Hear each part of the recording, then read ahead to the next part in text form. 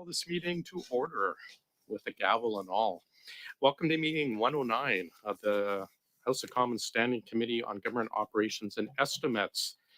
Pursuant to Standing Order 1083C, to the motion adopted by the committee on Monday, October 17, 2022, the committee is meeting to consider matters related to the Arrivescam application.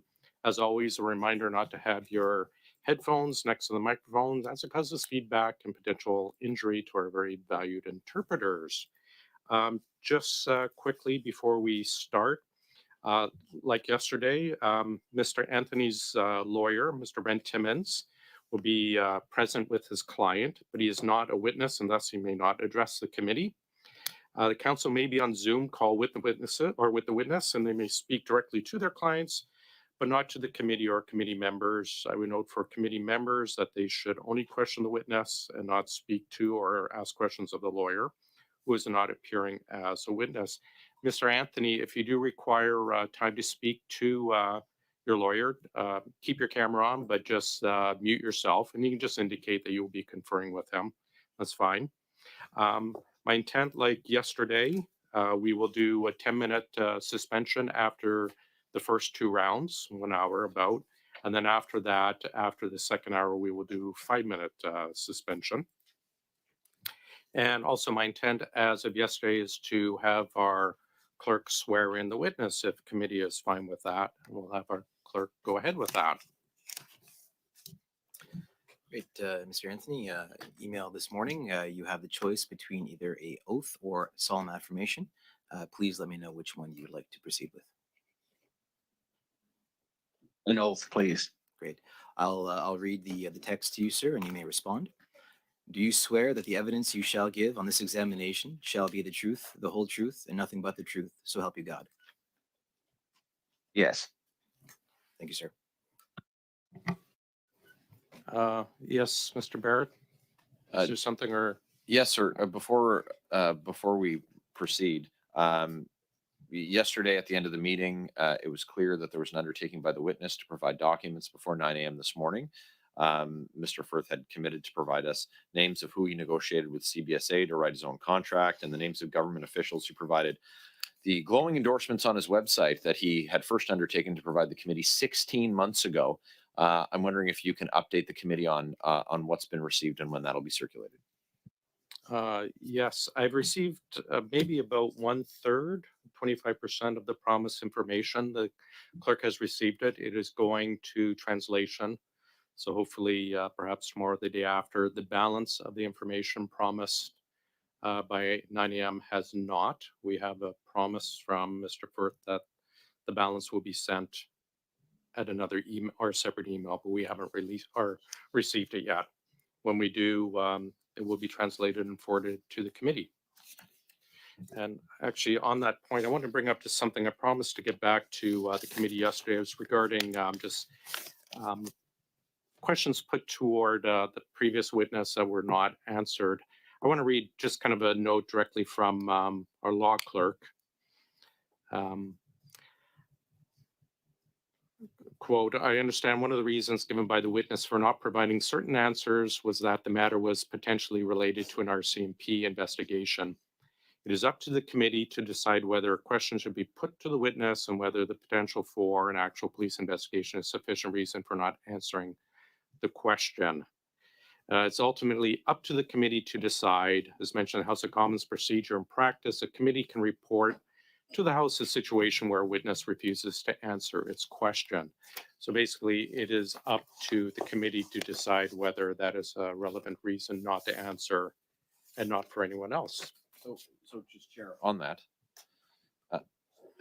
if I may, so information that was asked to the witness yesterday, you know, for example, the testimonials, who provided those testimonials, are you able to tell us if that information has been furnished, even if you can't circulate it? No, I can't provide this specific information because it hasn't been translated yet. So you're not able to tell us who was at the table? Let me double check with the clerk, but I don't think GC Strategies negotiated their own contract? You can't.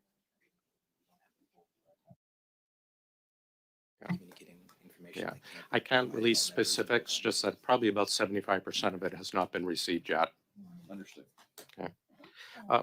We are going to go ahead. If you're finished, Mr. Barrett. Mr. Anthony, I will give you the floor for about 5 minutes for your opening statement, please, sir. Go ahead. This is my second time before the committee, and as you are aware, I've been compelled to testify here today. However, I have always been willing to answer questions from the committee. I understand I have been called to appear to answer questions pertaining to the Arrivescam study. I will answer all questions for which I have the knowledge to answer as best I can. Please understand that my inability to respond should not be misinterpreted as me not answering the question. I was simply not involved in our federal government contracting processes with Canada Border Services, Canadian Digital Services, Public Health Agency, or Public Health Canada. I have no contacts or relationships within those departments. I have no contact with any clients involved with those departments or contracts other than security for resources. This has been a difficult time for me and my company. My family has also had our personal privacy invaded with images and the address of our home published across the media. We have been suspended from all government contracts, and our subcontractors are not able to work under these existing contracts. My private sector work has dwindled to nothing. This will have an irreparable impact on me and my family's futures. A career I spent 20 years building has been ruined.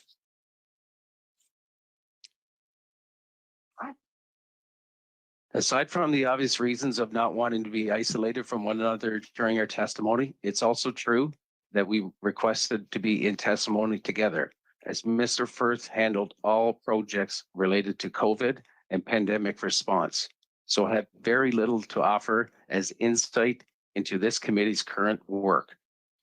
I was not involved in any of the contracting processes for these projects. My involvement is limited to acting as Chief Security Officer. As CSO, I was responsible for working with resources to obtain required documentation to file their security clearances. This includes getting their fingerprinting and document control numbers completed, setting up each of the resources portals in the OLIS system, and helping them through the process to have their background history checked on. Once submitted, I would verify the information and submit it. For each successful security clearance, I would receive a briefing form, which I would pass along to the resource and notify Mr. Firth, confirming their eligibility for work. Thank you. Thank you very much, sir. We'll start with Mr. Barrett, please, for 6 minutes. Go ahead, Mr. Barrett. Sir, I see that you're in the same lawyer's boardroom as your partner was yesterday. You're with the same legal counsel, is that correct? Correct. Are you able to ask your lawyer at what time Mr. Firth will fulfill his promise to this committee to have tabled 100% of the information that we requested by 9 a.m., a time that he agreed to? Can you tell us, maybe confer with your lawyer and get us that answer?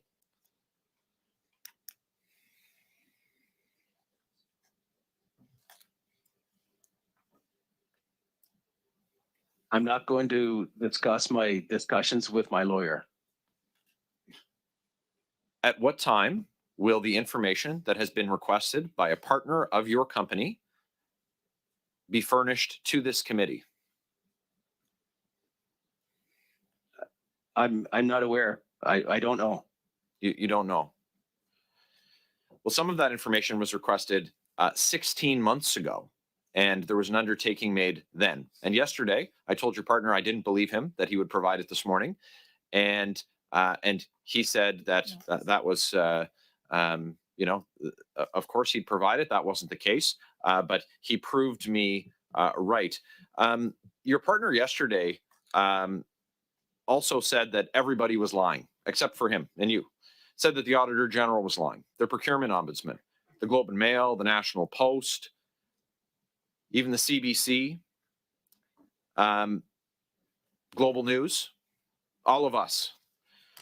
So he offered no proof to that effect. And while we did offer proof that he lied to this committee, like I just did, when in terms of proof by your partner not having furnished this committee with the evidence that he undertook to by 9 a.m.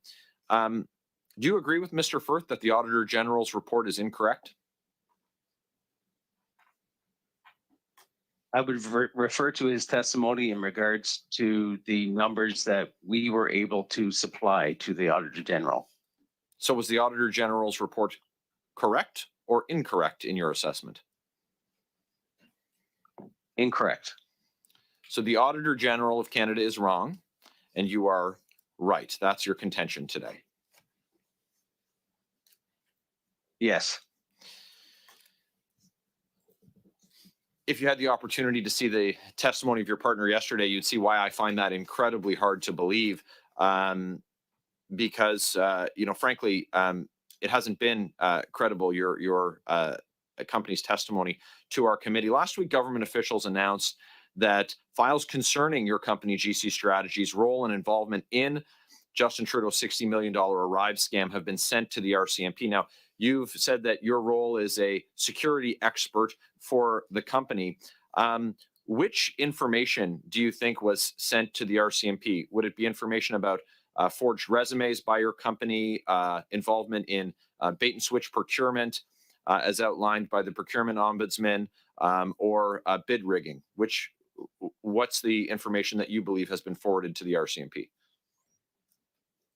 I have no idea. Your partner, Mr. Firth, refused to say who provided testimonials on your website 16 months ago and has failed to provide them this morning. Is your testimony this morning that you are also unaware who provided the testimonials on your website? Yes, I am unaware of who provided the testimonies. So you don't know who the Chief Information Officer was of Canada who provided, there's only 6 quotes on your website, and you're saying that you don't know who the Chief Data Officer for the public sector was who provided that? Yes, that's correct. You're saying you don't know who the Chief Data Officer for Canada was who provided an endorsement of your company on your website? Yes, that's correct. You're saying that the Vice President of a major Crown corporation, who that individual is a mystery to you? That's correct. And the senior executive from the Government of Canada, you don't know who that was? That's correct. So though your partner appeared at this committee 16 months ago and was asked that very same question, it didn't raise any curiosity in you, and it never came up in conversation. Will you say today that you never discussed that committee appearance and the questions that were asked with your partner? Is that your testimony today under oath? Can you clarify the question on what? You actually clarify the question for me. The question is, when your partner came here 16 months ago and was asked that question and said he was going to come back and provide the information to the committee and appeared before a parliamentary committee, and I would say it didn't go very well. Is your testimony today that you and he didn't discuss the information that he said he was going to provide back to the committee? We discuss files and contracts generally, but not specifics. Are the endorsements on your website fake, like the resumes that were provided in order to win government contracts? I have no idea. It seems, sir, that this is just part of the scam that's being perpetrated by your company on the Government of Canada and Canadian taxpayers. We'll have more questions for you. Thank you, Mr. Barrett. Mr. Susa, please go ahead for 6 minutes, sir. Thank you, Chair. Mr. Anthony, have you been approached by any members of this committee before all of this, or any other committee within any elected officials? Has everybody approached you or Christian Firth separately outside of committee? No, they have not. And in your discussions in deliberations since this investigation has been ongoing, have you had discussions with the Auditor General? No, I have not. Have you had discussions with the Ombudsman?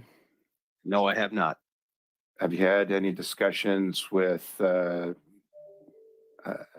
ministers or members of cabinet on this matter? Not at all. In your deliberations and in your processes over the years, you've been how long have you been part of GC Strategies? I've been there since 2015 when we started the company.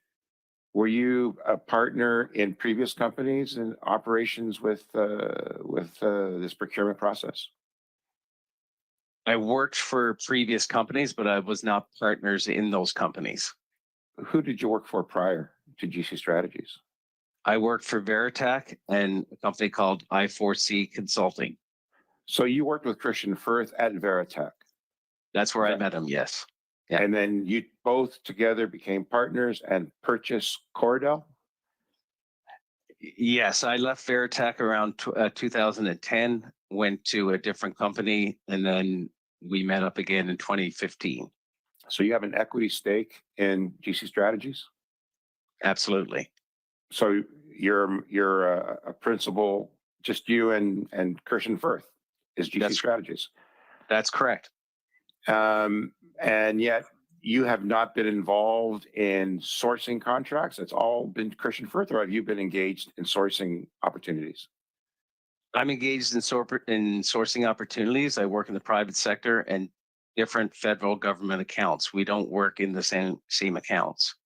So you have separate accounts than Christian Firth? Yes. Are you saying that when the contracts were established for Arrivescam and so forth, you weren't part of those discussions? I was not part of those discussions. But you are the chief security officer, so it is part of your responsibility to vet the subcontractors, as I understand. Is that what you're saying? Yes, that's correct. So any resource that worked under those contracts, I would have processed their security clearances. So in order for them to be eligible to work on these contracts, they had to go through you. Correct. So did you have contact with individuals in government in regards to these contracts? No, In terms of your security clearance?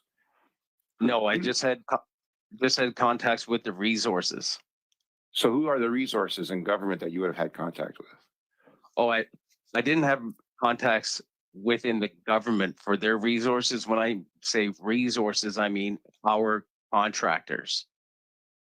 So you have a contract. Christian Firth is source a contract in government, and a substantive one at that. And your involvement was, hey, we just make sure that subcontractors are eligible. Is that what you're saying? That's And exactly what I'm saying. And you had no engagement with civil service at all? Not with those contracts, no. Well, but you do have contacts and relationships with other civil servants in other contracts? Yes, I have contracts that are not related to this study. This Do you have ongoing contracts right now? no, we have no contracts whatsoever. And what was the last contract you had with the government of Canada that you can Well, recall? They were all suspended on, I believe it was February the 14th. That was the last contract we had. We let everybody that we had, that we let them know that they were no longer able to work under those contracts. And how many people were employed or contracted through this process that you worked with? How many contractors, subcontractors did you deal with? Since 2015, around over 200. So you had 200 individuals that were contracted on your behalf to do work for the government of Canada through the procurement process. No, some of those 200 people were in the private sector. Well, they're all subcontractors. They're all private sector, right? So you are the contractor. So you've done a deal and now you've sourced that opportunity out to a number of other skill sets to do the work. And you had about 200 of them involved at any given time? Yes. There's a dispute in terms of the amount. The previous question just came to you about the $19 million that was put forward by the Auditor General as being sourced by GC Strategies. And Christian Firth has said it's only 11.1, 11.2 million. Can you verify that? They were his contracts, so he would be reporting on those. Thanks, Mr. Susa. Right at 6 minutes. Mrs. Vignola, please go ahead. Merci beaucoup, monsieur. Thank you very much, Mr. Chair. Mr. Anthony, thank you for being here with us today. It's definitely not easy. We, of course, have many questions, and I'm seeking clarifications to understand how the process works in general. And the objective is to improve the process so that we don't find ourselves in situations like this one.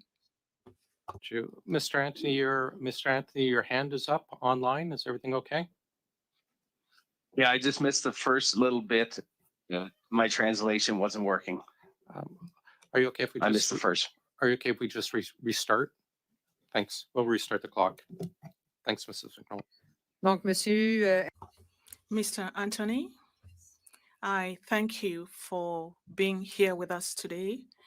It's not easy to come and answer all these questions. I am trying to better understand the process so that we can improve it and make sure that the taxes of Canadians are well used and spent. You told us a bit about your role within GC Strategies. You are responsible for security and you have no ties with the contracts.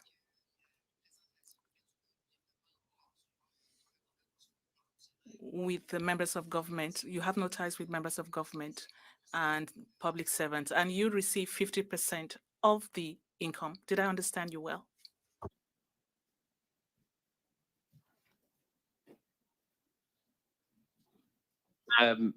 I have no relationships with as per my testimony with the departments that I mentioned, but I do have. c'est ce que je disais également, que vous n'aviez pas de relation. That is also what I was saying, that you don't have any relationships, but do you receive 50% of the revenue? Yes, at GC Strategies, we share in profits. D'accord, merci. Thank you.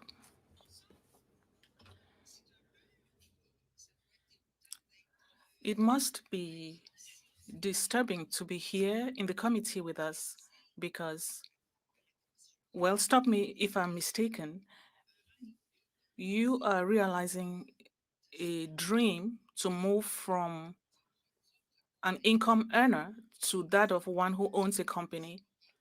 And that's commendable because when you own a company, you can receive huge sums of money, and that is nice. Do you own any other companies than GC Strategies? Maybe other companies with numbers? Yes, I do have a numbered company. Est-ce que ces compagnies numéros-là font également affaire avec le gouvernement? Do these numbered companies also do business with the government of Canada, or do they deal with other entities completely? Other entities completely. OK. Je vais vous poser la même question que j'ai posée à monsieur. I'll put the same question I put to Mr. Firth yesterday. We learned that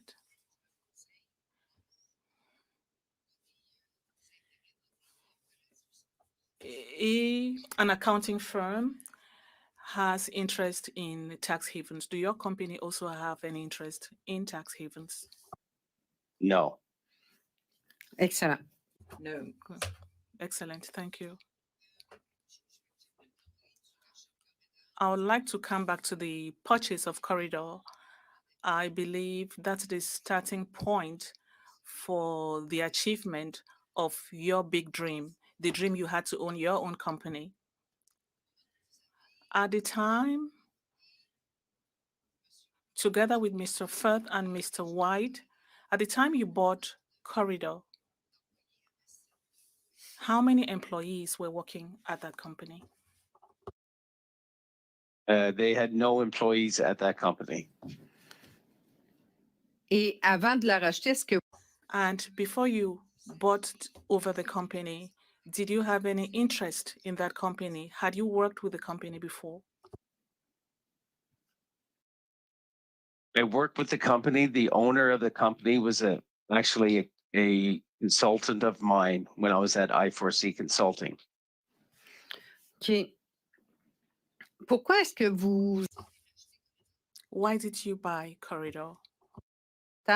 quel était l'avantage? What was the advantage for you to purchase Corridor? They have no patent, no intellectual property, and you're saying that they had no employees. What's the advantage? That Corridor had security clearance, and by purchasing Corridor and by setting up GC strategies, the security clearance will be transferred over. Yes, and we would get to the corporate history of the company as well. OK. Donc, en achetant Corridor, By buying Corridor and setting up GC strategies, you were aware that there will be interesting opportunities with the government of Canada. Now, talking about information technology, considering that there have been significant cutbacks for public servants working in this domain in previous years, when were you aware that there was going to be a window of opportunity in information technology? Could you tell us when you realized that it was going to be quite profitable to buy Corridor and then set up your own company? I guess I could say I realized that when I got into the business in 2005. merci. Thank you, ma'am. Thank you. Please, for 6 minutes. Thank you, Mr. Chair. Mr. Anthony, I'm joining this study partway through, and so there's some testimony I haven't been privy to. However, the picture that seems to be coming to light is one of a small company with two principals that is getting lucrative government contracts, is out there finding private sector contractors and assembling them to work on this IT project for the government. Your partner indicated it was around an $11 million contract for which your firm received a $2.5 million commission.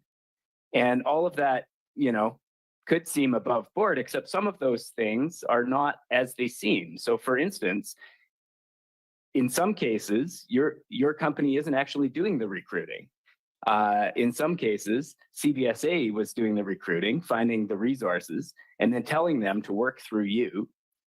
And more alarming is the fact that in quite a few cases, we have essentially your company is writing the requirements of the contract and then somehow getting the contract, also exaggerating the resumes of the resources that are going to work on the contract, at least in one case, without the knowledge of those resources. And so this is a picture that is very concerning to the public, obviously. Can you see why the picture that has been painted as a result of these hearings is of concern to the Canadian public? I can only talk about my contracts. So I assume you're a director of GC Strategies. Is that a fair characterization? Well, I would be the vice president. Vice president, okay. And you have shares in the company? What is your capacity as an owner of the company? We are 50-50 owners. Okay, and what is your fiduciary responsibility as an owner of the company? Is it only for your contracts or is it for the entire corporate entity? I don't know the answer to that.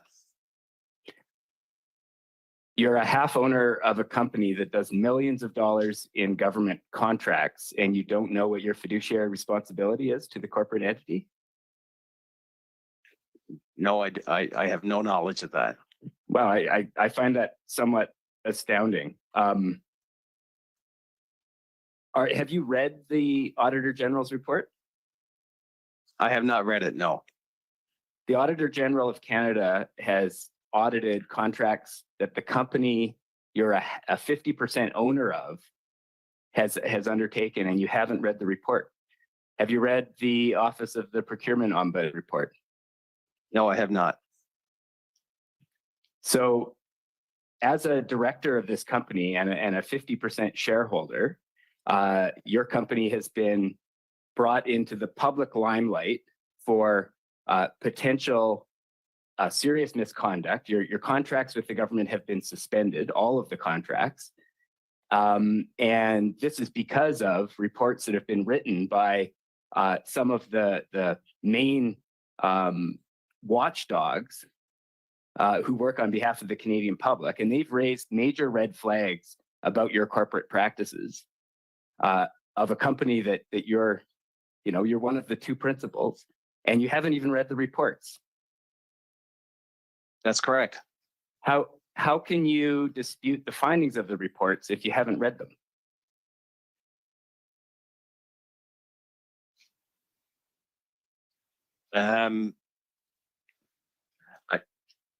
I agree with the numbers that Christian sent for our, as he gave in testimony yesterday. So you're telling me that the statements that you've made about the Auditor's General reports are not based on reading the report.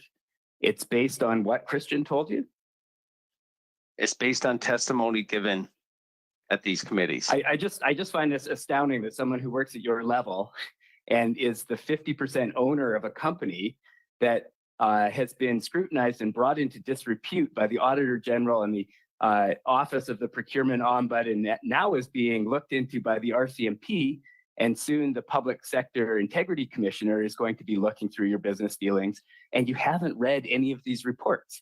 Like, this is, I would, if I was an investor in this company, I would be very, very concerned. If I was a contractor for this company, I would be very concerned. And if I was the government contracting your company, I would be incredibly concerned that you're not even following the bouncing ball when it comes to these major allegations against your company's business practices. Can you see why that would be a concern?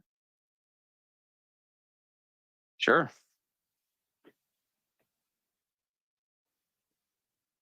Mr. Anthony, did you ever attend any of the hospitality events for government officials that Mr. Firth referenced in the last meeting? No, I have not. And have you ever delivered gifts to government officials? No, I have not. Mr. Chair, I'm going to hand the floor back to you, and I'll begin my line of questioning again next round. Thank you. Thanks, Mr. Bachrach. Mr. Brock, go ahead, please, for 5. Thank you, Chair. Like my NDP colleague, sir, I'm completely astonished of your complete lack of preparation for this committee hearing. You start off in your opening statement talking about how you and Mr. Firth have been wrongly portrayed in media, newsprint, committee hearings, MP, word on the street. You talk about the financial stresses, the emotional stresses, and you don't have any concrete answer to clearly relevant questions. You very proudly stated that you stand behind the words of your partner, Mr. Firth, that the Auditor General's report was completely inaccurate. How on earth could you have prepared any less for this hearing by not taking 20 minutes to read the actual report? I find it absolutely astonishing, sir, and quite frankly, it reflects very poorly on your credibility. So I want to ask you some questions for clarification. Are you in a partnership with Firth or are you a director in a company registered either through the Canada Corporations Act or the Ontario Corporations Act? What is it? We are partners. Do you have a partnership agreement? Yes or no? Just can I confirm with my lawyer for 1 second, please? Yep, go ahead, just mute yourself.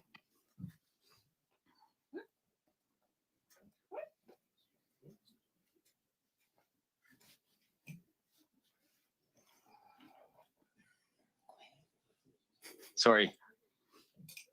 We are a corporation and I am a shareholder for that corporation. So you're not And I'm in you're not in a partnership. You may refer to yourself as partners, but you don't have a legal partnership agreement, correct? That's correct. Okay. So you are a director and you didn't understand that directors have joint and several liability, meaning that you're both responsible for consequences of the acts of directors. You're aware of that now, sir? I don't believe that to be true. Okay. Well, you can check with your lawyer on that. Mr. Firth has put it out there in real evidence that he has committed, not on one occasion, but on multiple occasions, acts of forgery that would be defined as a criminal act under the Criminal Code of Canada. He claims it was a mistake. And as a former prosecutor, pretty much every single accused that I dealt with in the last 20 plus years always claimed they made mistakes. You understand, sir, ignorance of the law is no excuse. You understand that? Sure. So if Mr. Firth was willing to do that, but I'm talking about the bottler complaint, on at least 4 or 5 occasions, without consulting, without getting approval, without getting clearance from bottler to change the actual resume to ensure they received a contract, it really begs the question, how many times has your 50-50 partner, director, Mr. Firth, done that on other contracts? Do you have an answer to that? I don't have any knowledge of that.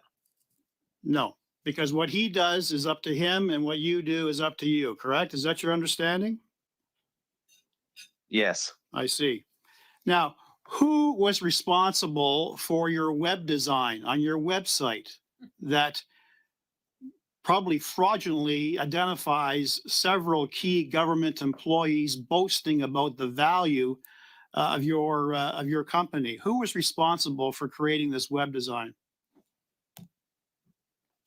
I'm not sure. I believe that we did hire out someone to build our website for us in 2015.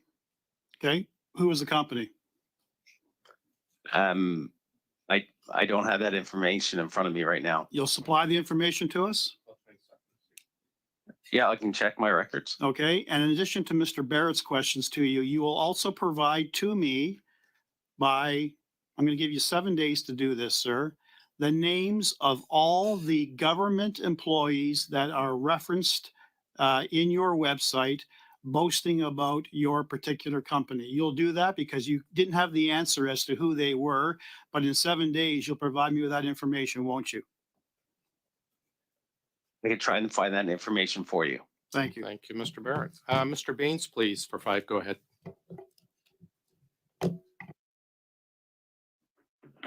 Thank you, Mr. Chair. Yesterday, Mr. Firth mentioned that he began working on government contracts within another company in 2007. You indicated you met him working within another company, but you said up until 2010. When did you begin? I started at Veritech in 2005. So Mr. Firth joined Veritech in what year? 2007. So you were there prior to him. Yes. And over this time, you ultimately developed relationships with public officials who also have been working there for quite some time. And at any time, did you meet with Mr. McDonald? No, I did not. Okay. You talked about your only role in previous questions today was to verify subcontractors that were working. What's that process? What did you do to verify those subcontractors? Well, for the security process, once we identify a resource need, we'll make sure they're eligible to get a government security clearance. They have to get their fingerprints taken. They need a document security number. It's a 25-digit code that's done from any of your commissionaires, any fingerprinting with the RCMP. Once they have that and that number is verified, they send it to me. They give me their personal information. I entered it into the OLAS portal. Then it's resent to the resource. The resource completes their family history. It gets sent back to me. I review then make sure everything's processed and submit it. So you simply did your work through a portal. You didn't exchange any of this information with any public officials. You indicated you were removed from having dealings with specific people. You're strictly operating in your in role. in that capacity, I'm only dealing with the OLAS portal. I have no contact with any officials. Okay, so in your role to verify and do the security processes at any time, do you verify the people working, what their qualifications are? Because we've heard from Mr. Firth himself personally stating that he inflated information on resumes in order to, because he had a strong understanding over the years of what was required to what requirements were needed to be met in order to gain certain contracts. It was almost like a skill developed over time to obtain government contracts.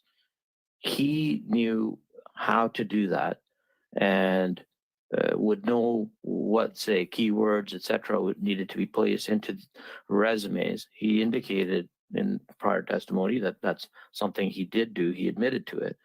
So are you aware of that?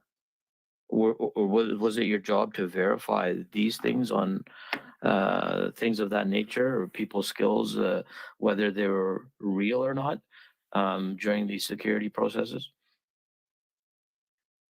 That is not a part of the security process. The security process is basically an individual's personal history and family Isn't the history. individual's personal history to know what skill set they have and what role they would be doing within government? Not within the PSPC government security clearance process. It's simply more of a public safety or criminal record checks, these sort of things? It's a criminal record check, and I believe you'd have to ask the RCMP on what their process is, but I believe it's a full family history check as No, well. but that's your process. I'm talking about your process. So Yeah, my process. yeah, so you're simply submitting these people's informations to other public safety agencies to ensure that they are good citizens. They're not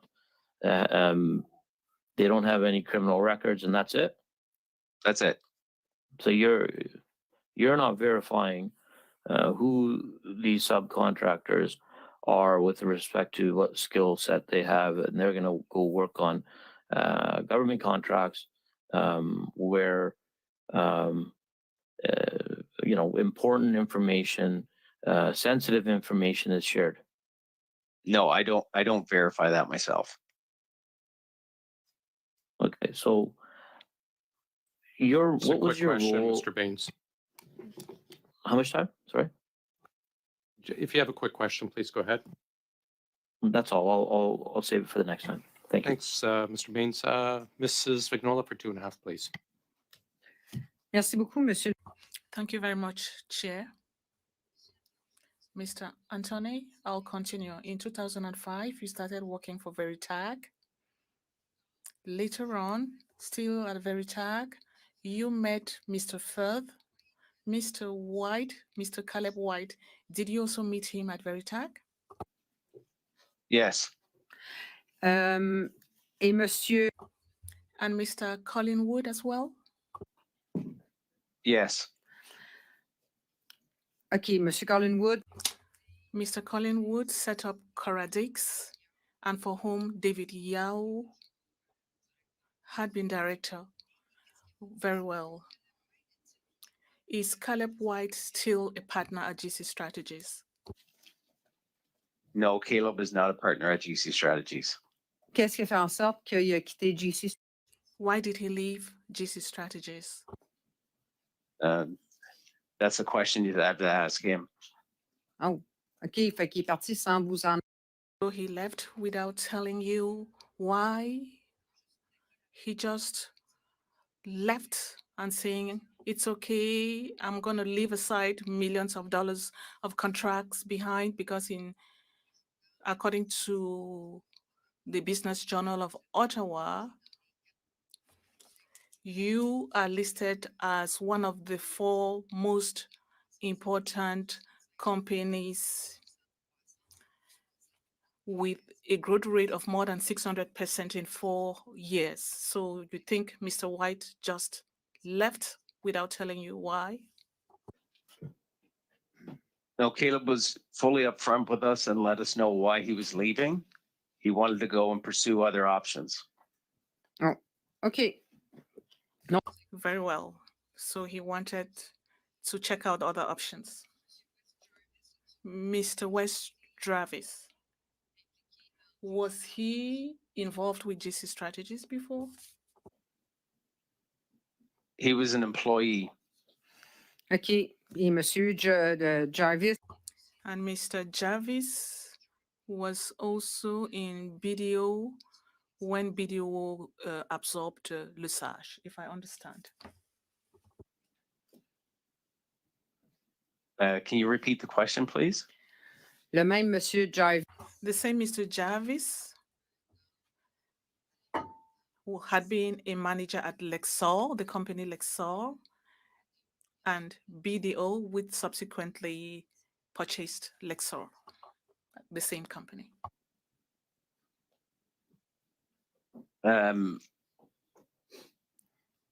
What is the question?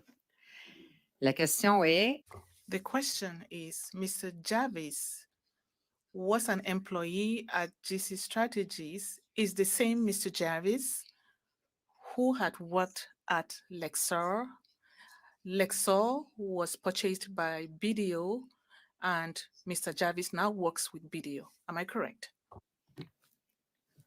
Yes, West Jarvis did work as an employee for GC Strategies. Thank you very much. Mr. Bachrach, please go ahead, sir.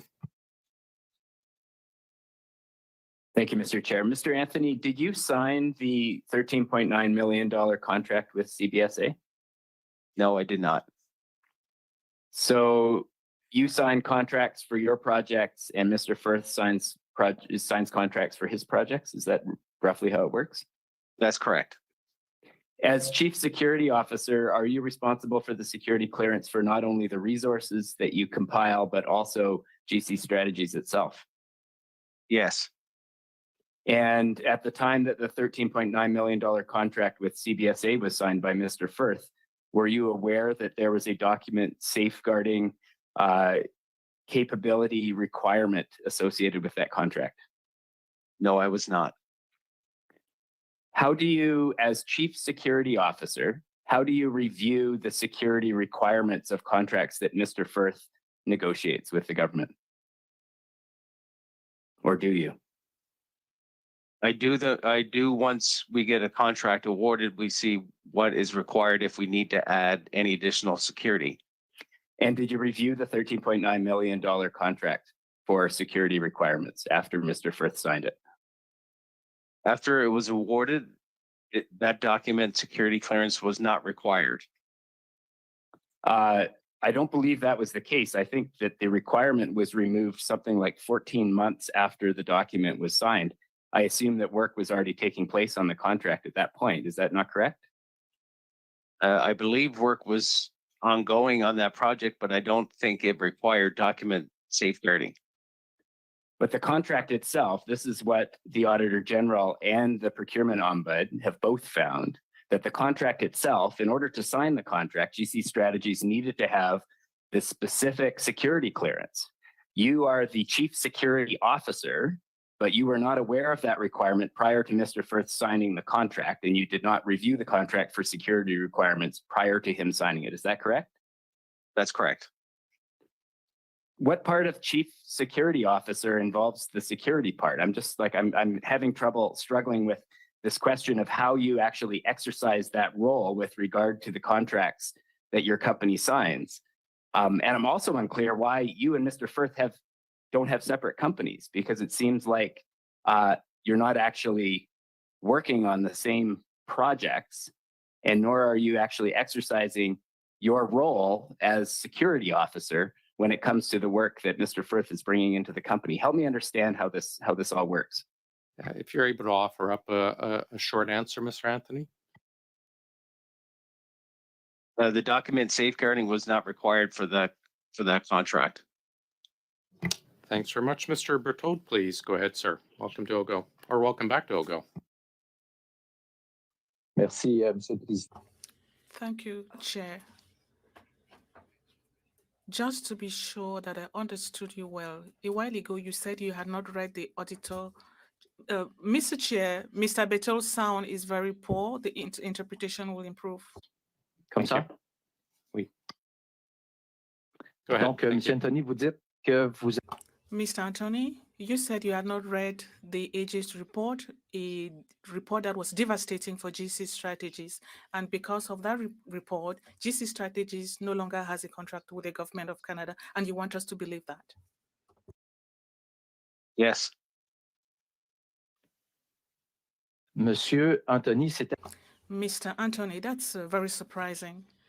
As the person in charge of security, did you take part in falsifying the CVs of subcontractors of GC Strategies to make sure that GC Strategies obtain contracts from the federal government? Can you clarify the question? Avez-vous Did you participate in falsifying or forging the CVs of subcontractors to help GC Strategies obtain contracts from the federal government? Yes or no? No. Reconnaissez-vous que votre... Do you admit that your associate did so? No. Alors, comment se fait... So how come the CVs of subcontractors of GC Strategies are not a true reflection of the CVs of subcontractors? And that's why we're undermining your security. It's undermining your security. The questions were put to you about the cottage on documents, meetings with public servants. I have no knowledge of that. Est-ce que vous estimez... Do you feel that your associate or partner told us the entire truth? Were you present with him in the room where you are right now?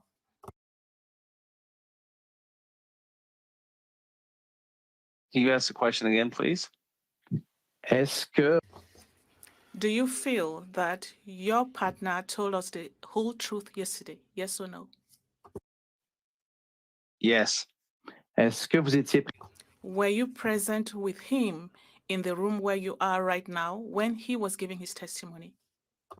No, I was not. Est-ce que vous avez regardé le Did you watch your partner's testimony? I watched pieces of his testimony. Alors, comment pouvez-vous affirmer How can you say with all certainty that he did not lie? Once again, it's very difficult. Your partner called everyone a liar, and now I find your testimony so far very unbelievable. Did you receive contracts from the government since 2015? What was the amount of the contracts you received since 2015 from the federal government? How many contracts have we received since 2015? Is that the how question? much money did you receive personally? Combien d'argent avez-vous reçu personnellement? How much money have you personally received from the federal government? I don't have those figures with me right now. Est-ce que vous vous engagez à les fournir au comité? Can you commit to send us to send the information to the committee, Mr. Anthony? Sure. Est-ce que vous pouvez nous dire en même temps Could you also tell us how much money you personally withdrew from the contract, the Arrivescam contract?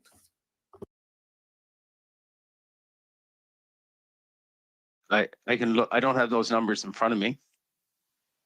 est-ce que vous vous engagez à fournir Can you also provide the committee with those amounts as well? vous savez, Because, Mr. Anthony, you know the committee can demand that you produce them. We could oblige you to provide all that information. Will you willingly commit to send that information to the committee?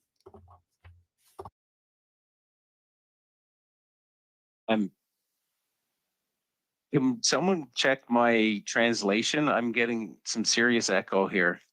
I can't. It's overlap. I'm hearing from the minister and then my translator. I can't quite pick it out. Okay, well, we are out of time for Mr. Berthold. Maybe what we'll do, actually, we have Mr. Jari next. Mr. Point of order, Mr. Yeah, Speaker. Yes, Il semble qu'il y a eu beaucoup de It would appear that there were lots of problems with interpretation. The witness had difficulty answering my questions in French, so I think that it's better for me to have additional time to ask my questions. at the 5-minute mark, though. So I know, but there was a lot of problem for the translation, and it's unfair for francophone. No, I accounted for Yeah, that. I it's reset your unfair. clock to the very beginning. You were 26 seconds in when we had to interrupt. I set it back to 0. So you did have your Thank full you. 5 minutes, I'm afraid. We're going to get to Mr. Jari, then we will have our 10-minute suspension, and I will get the clerk and the IT folks to discuss with Mr. Anthony any other translation issues, but we will get it fixed. Mr. Jari, please go ahead, sir.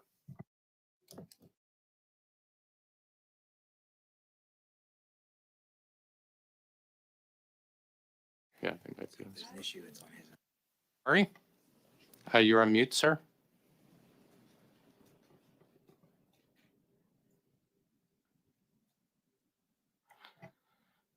Wow. We're having trouble now with Mr. Jari, so why don't we do our 10-minute suspension right now, and we'll get the audio and everything fixed, and we'll start back with Mr. Jari in 10 minutes or so. Thanks very much. We are suspended.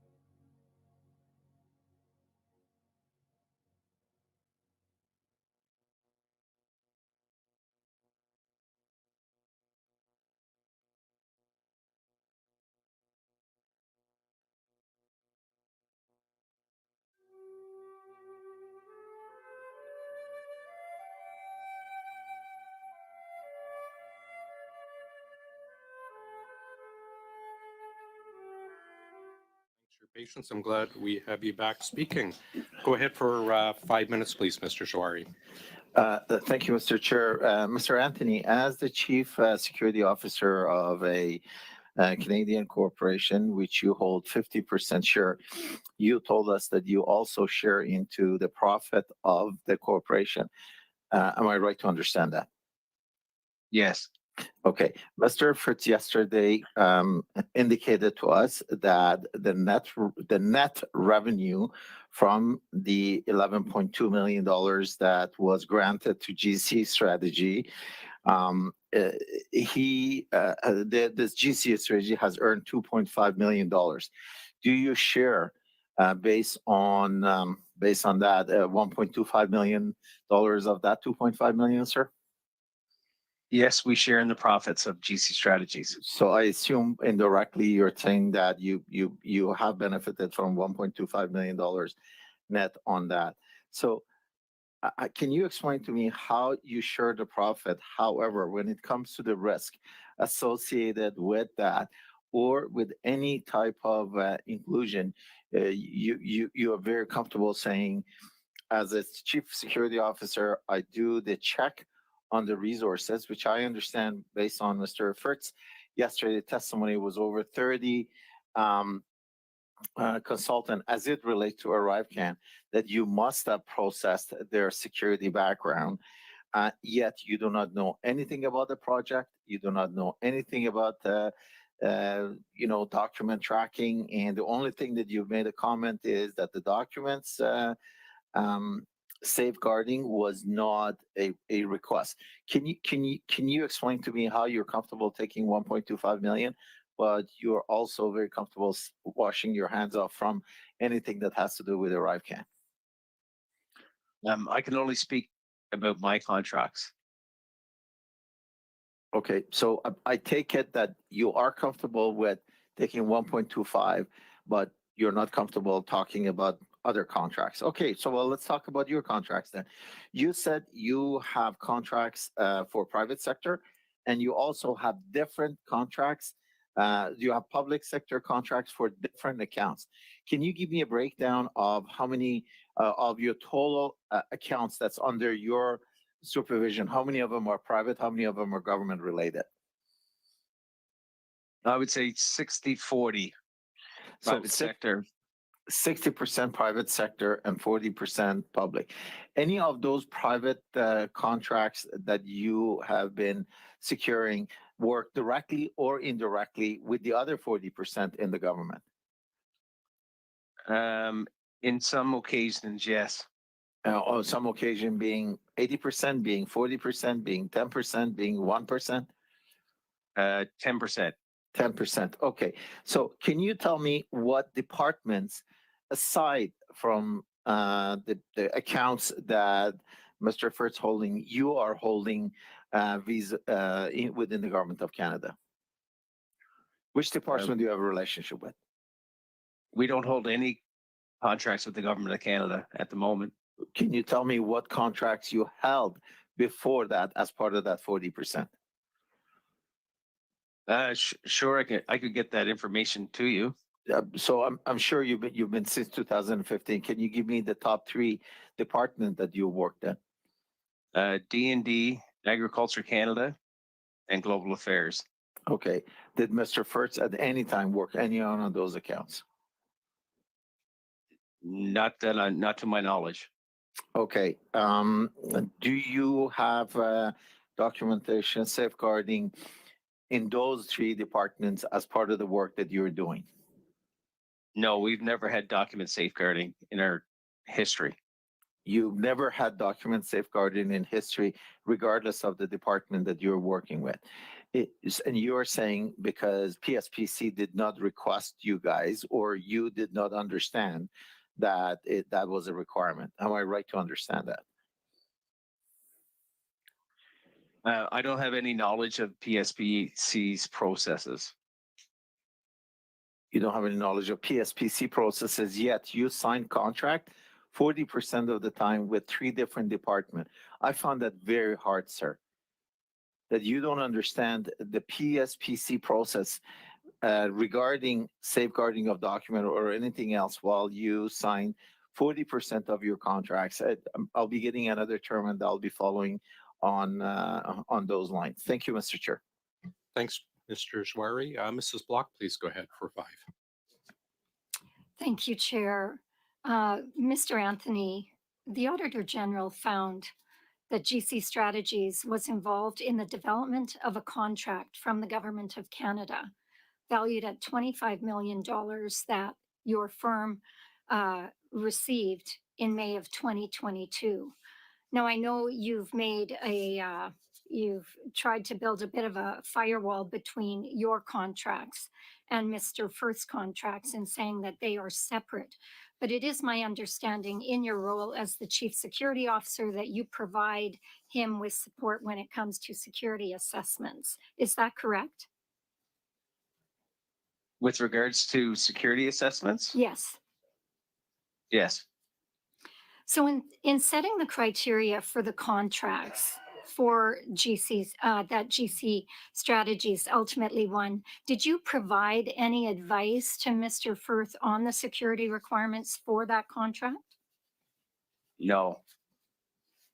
Why not? If that's your role at GC Strategies, why would you not have provided him with any advice on that? I was not asked. So you only provide advice when you're asked? It's not a given that in your role as the Chief Security Officer, you would be providing that support? Yes, I only give knowledge when asked. As a 50-50 partner, do you receive 50% of the commission that is earned on Mr. Firth's contracts? At GC Strategies, we share in the profits, yes. Share in the profits, but not in providing advice when it's actually your job to do so. Okay, I get that. I guess maybe I don't. In your role, you would identify resources, vet them, and then notify Mr. Firth on the eligibility of the subcontractors. Is that correct? Yes. Would Mr. Firth ever ask you to change anything? No. Would you ever notify him of any discrepancies or any wrongdoing? Absolutely. Did you have to in the past? Never. Okay. Would he ever ask you to overlook anything? No. Okay. I'm not going to refer to the Auditor General's report. That's the one that you and Mr. Firth are disputing, but you have admitted you haven't read yet. And I'm turning to page 18. And in the Auditor General's report, she identifies some issues with security clearance and some task authorizations for GC Strategies. And I'll just quote it for you. The Canada Border Services Agency issued 2 task authorizations for cybersecurity assessments of the application under 2 of the GC Strategies contracts valued at approximately $743,000. The task authorizations required that the resources have a reliability security status. And what the Auditor General found is that security assessments were completed for Arrivescam in a pre-development environment by subcontractors under GC Strategies. However, they found that some resources that were involved in the security assessments were not identified in the task authorizations and did not receive security clearance. In addition, the agency received invoices for resources listed on the task authorizations. However, it was unable to provide any supporting documentation to confirm that work related to the security assessments was performed by 4 of the 5 resources listed. Wouldn't that be part of your job? All of the resources that we provided under those contracts had security clearance. So you're once again disputing the Auditor General's report in regards to what she found. What I can tell you is that all GC Strategies resources that worked on the contract had security clearance. So Again, the Auditor General found that the agency was unable to provide any supporting documentation to confirm that work related to the security assessments was performed by 4 out of the 5 resources listed. So that's a pretty high percentage of no documentation to confirm that security assessments were conducted. I would suggest, sir, that you read the Auditor General's report before you actually dispute what's in it. And that perhaps, again, as a director or a 50-50 partner in this company, you would seek to understand some of the allegations that are being levied against your company. Thank you. Thanks, Mrs. Block. We'll go to you. Sorry, we're out of time for a response, sir. But I'm sure we'll get back to another intervention. Mr. Du, please. Welcome, go. Thank you, Mr. Chair. I will pass to Mr. Jari. Thank you, Madam Sidhu. Mr. Anthony. Okay, so let's talk about the number of RFP. You told us that the business that you bring to GC strategy is split between 60-40, 60 private and 40% government. You highlighted the D&D, agriculture and transportation as 3 areas that that you hold as part of your account portfolio within the government. Can you tell me since 2015 that you perform GC strategy, how many RFP in general in those departments have you responded to, and what was your success rate for GC's strategy success rate? I think we ran some numbers yesterday. I believe we submitted over 200 RFPs, and I believe our win rate was around 15 to 20%. Okay, so that's good. It looks like you were watching the testimony, and that's good, because you earlier indicated that you had watched part of that testimony, so it looks like you're watching that part of the testimony, which is good. Okay, on the 15 to 20% win rate, and what's your win rate on the public side? Sorry, on the private side. I don't have those numbers in front of me. I would assume it's probably a little bit higher, 20 to 25%. 20-25%. Okay. So when can you tell us how much effort does it go into preparing an RFP? So 100 RFP, you put over 200 RFP at 15%. That's about 30, which in my math doesn't add up, since you've had 60 to 65 contracts with the government. So there's some way my math doesn't add up, and I'll leave that to another round. But can you tell me now on your percentage of you talked about the percentage under 20%. Okay, so let's go back to 2005. In your earlier response to one of the questions, you said that you saw a trend as early as 2005. Can you tell me exactly what you saw that trend to be, and what was the driver that you saw in 2015 to say, oh my God, this is a perfect time to start this company? Well, in 2005, I started as a recruiter, and I started in the business at that time. I didn't realize the trends immediately, but I knew that I enjoyed doing the work, and it was a good way to make money. Okay, so when you say good way to make money, naturally you saw the margins that your firm at that time, which you're an employee, was making, because I'm sure you're privy to that, correct? I was not privy to the margins that. Okay, then how do you know it's a good way to make money? I was speaking personally for myself based on salary. Oh, so what you meant is that by transitioning into becoming a company owner, you would make more money than the salary. But at no time, based on what you're claiming, you had preview into the margins that those subcontractors were making. Well, depending on contracts awarded, you could see that there's margin involved in a RFP win. Okay, can you tell me based on from your 2005 to 2015, what kind of margins was there? At that time, I believe it was an average of 25%. Okay, so that's what you saw in there. Now, why 2015? Why not 2010? Why not 2017? I guess that's a great question.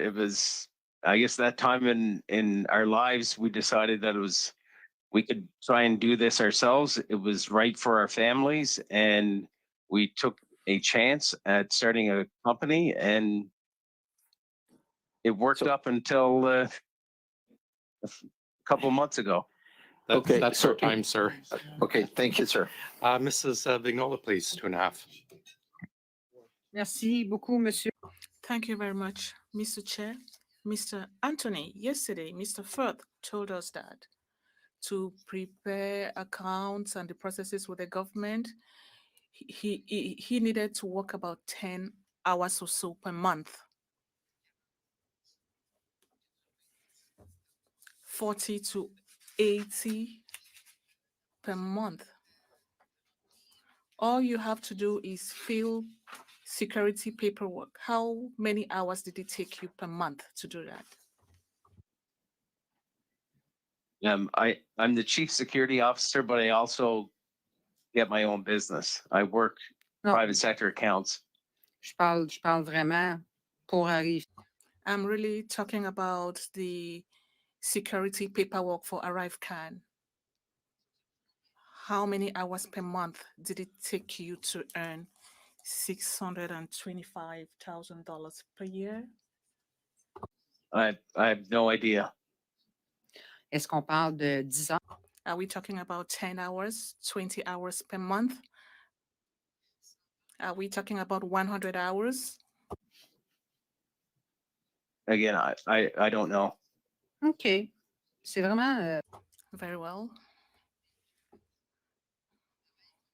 You really experienced the ultimate dream. You had a task, no need to inform yourself about the contracts, and you received significant profits. It's more than the American dream. It's the Canadian dream that we've seen. I have a few questions. When you were working at Veritag, did you meet with some people, for example, David Yao? No. No. Okay. You are saying that Colin Wood was someone you met there, and then you formed Coradic, and somebody you did business with as well. I worked with Colin Wood at Veritag. OK. Very well. And you also worked with Verluc Alexandre.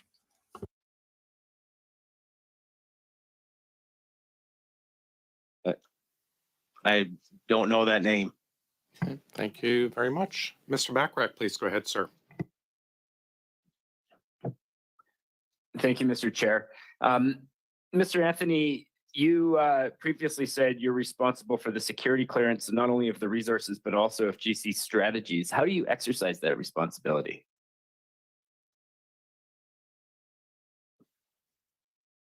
Can you clarify the question for the resources? No, for the company as a whole. You're the chief security officer for the whole company, and you're responsible for GC strategies security clearance. How do you exercise that responsibility? Well, we have a secret facility clearance, and then I maintain that. Okay. And we follow the guidelines set out by PSPC. And you said earlier that the $13.9 million contract did not require document safeguarding capability. How do you know this?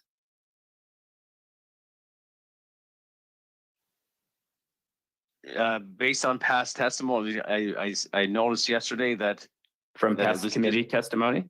yes, Okay, so the Office of the Ombuds, the procurement ombud stated that the contract for $13 million, $13.9 million, the contract itself stated that, quote, the contractor must at all times during the performance of the contract hold a valid designated organization screening, DOS, with approved document safeguarding at the level of protected B.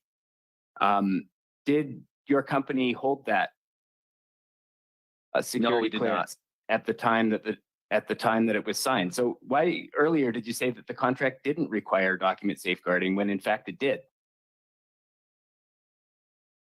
those words are PSPC's words. I'm not aware.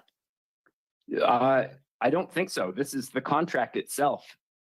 This is the Office of the Ombuds, or sorry, the Office of the Procurement Ombudsperson, and citing the contract, and this is the words from the report. The contract stated, quote, the contractor must at all times during the performance of the contract hold approved document safeguarding at the level of protected B.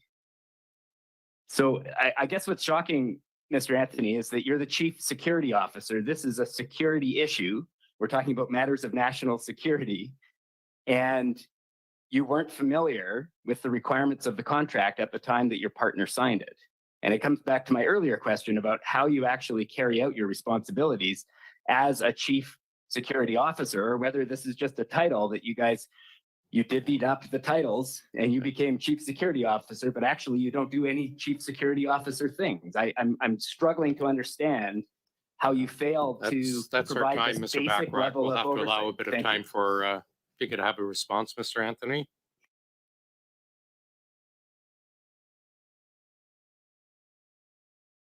I have no response. Thanks very much. Mr. Genwis, for 5 minutes, please, sir. Mr. Anthony, you really had me at, I didn't read the Auditor General's report. Now, this report was tabled more than a month ago. Your company has faced grievous consequences, which you have described because of this report. You've been required to testify in large part because of the findings in this report. And this report is feeding into an RCMP investigation that could result in criminal charges against your long-term business partner and against you.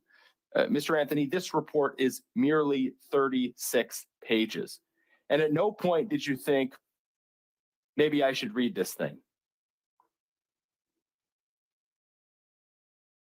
No, I did not. Mr. Anthony, why are you lying to this committee? I'm not lying to this committee. I swore an oath. You did, sir. What do you think you have to gain by claiming that you didn't read the Auditor General's report? I have nothing to gain. Why are you making this claim when it's clearly not true? It is true. Sir, how much time did you spend preparing for this hearing today? Not a whole lot. Roughly, though. How much time did you spend preparing for this hearing? A couple of hours. A couple hours. Okay. And you didn't think as part of that preparation, you should read the Auditor General's report? It was against my doctor's wishes for me to be working. I have not been working since the start of December. We sent our doctor's notes. He's advised us not to work. Your doctor advised you not to read the Auditor General's report? No, he said he'd advised me not to work to lower my stress. Okay, sir. In the couple hours you spent preparing, you didn't read the Auditor General's report, and you came here and you told us you disputed its findings based on what Christian Firth had told you. Yes.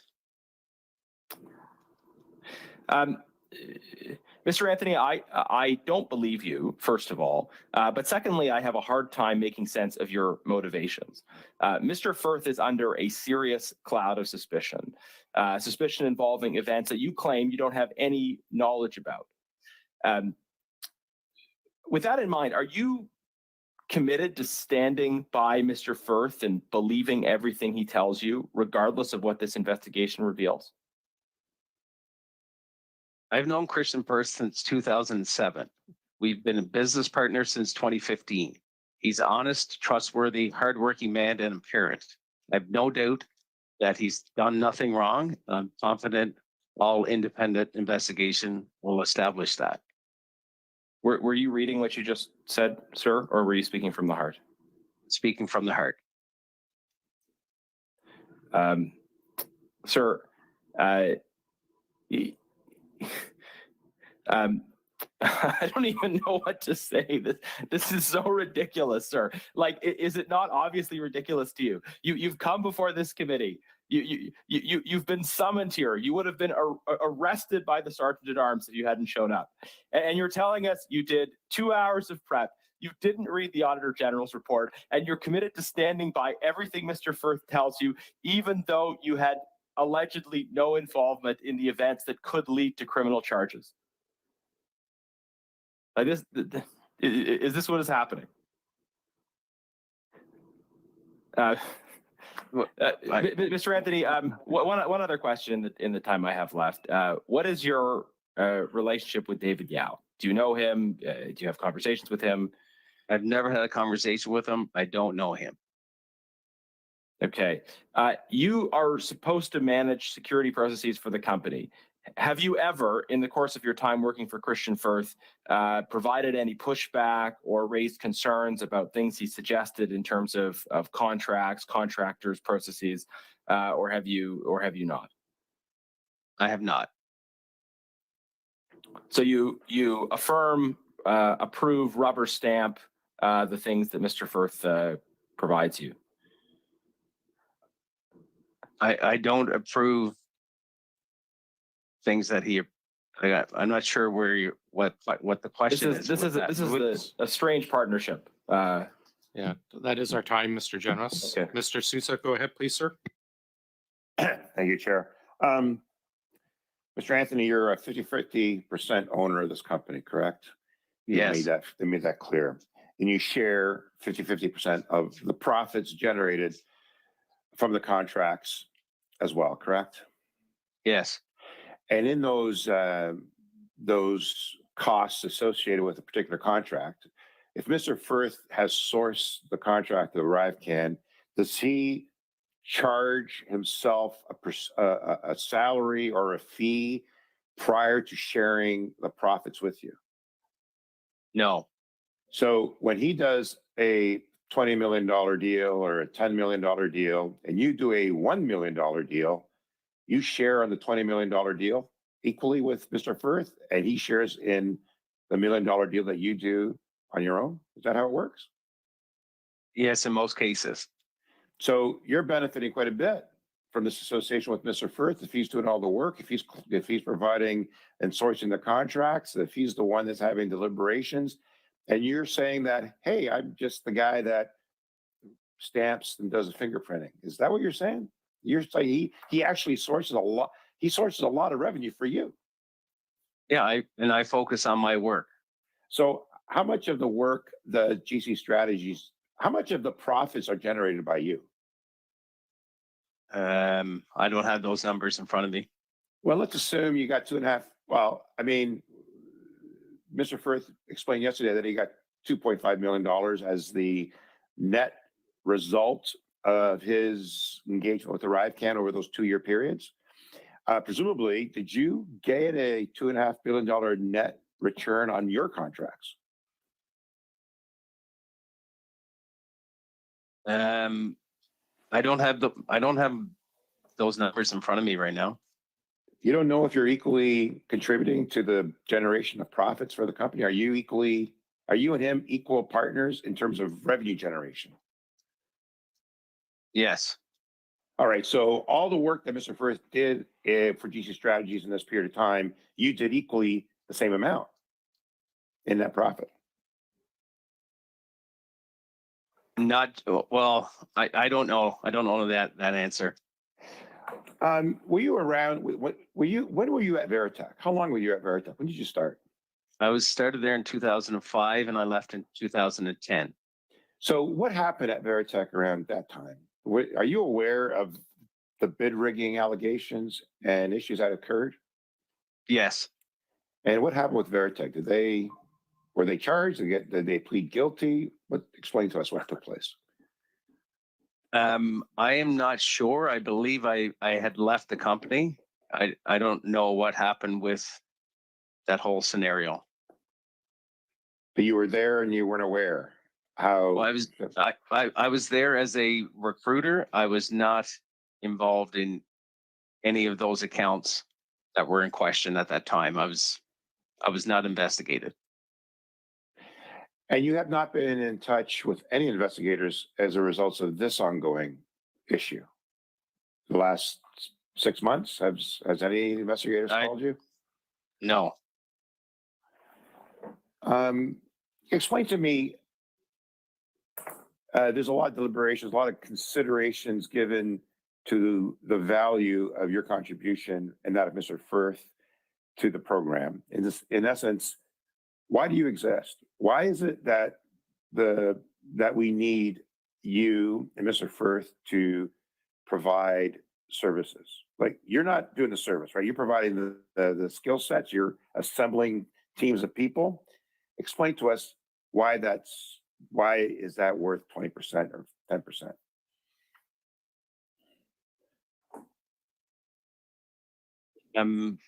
We were asked to do a job for a price, and we did it. And you bid on that price? You bid on, like, I understand this one may not have been bid. How did this one come to be? How did these last 2 or 3 that are in question? On my contracts? No, on my Arrivescam. On these with Arrivescam. How did those contracts come to be? I have no knowledge of that. How do your contracts come to be? My contracts, they come out through RFP. All of my contracts that I've been awarded have been competed. So an RFP would come out on the street. I would read it, see if we have a partner network or resources that would be interested in bidding on the opportunity, speak with those resources, clarifying if our corporate requirements meets that of that department. We put together a bid, submit, and if we were awarded the contract, we execute on the contract. Thank you very much. That is our time. Mr. Barrett, please go ahead, sir. Numbered company, what is it? Pardon me? You have a numbered company. What is the company?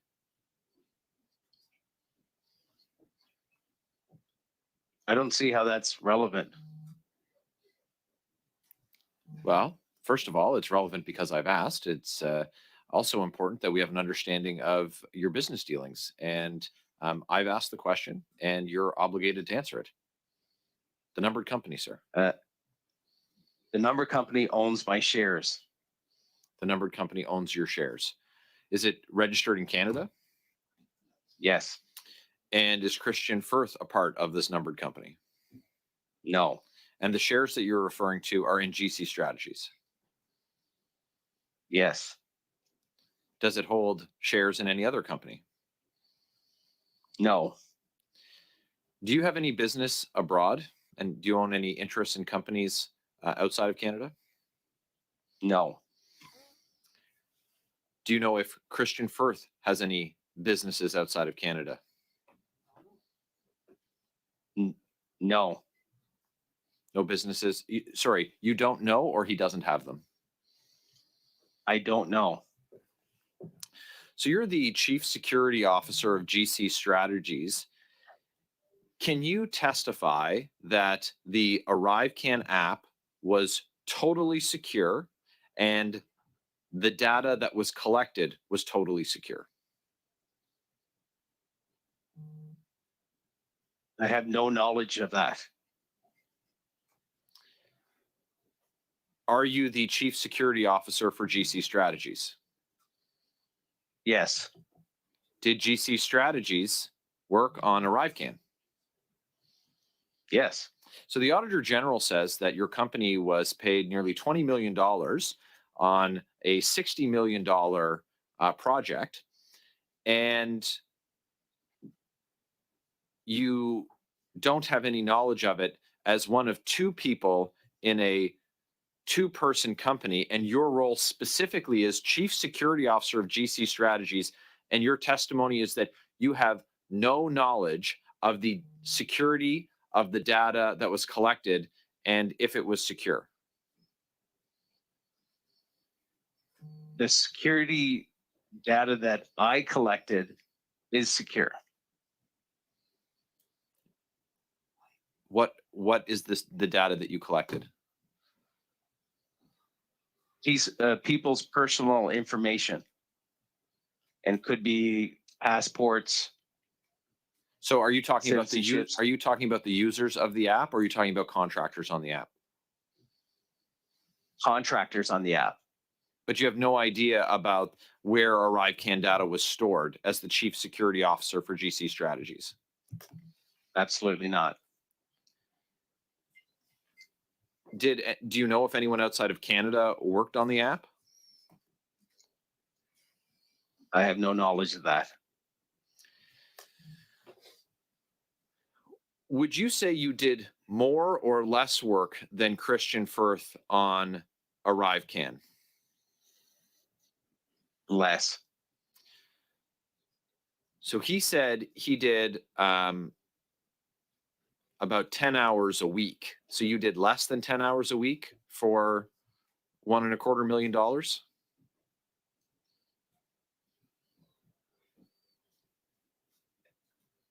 I work full time.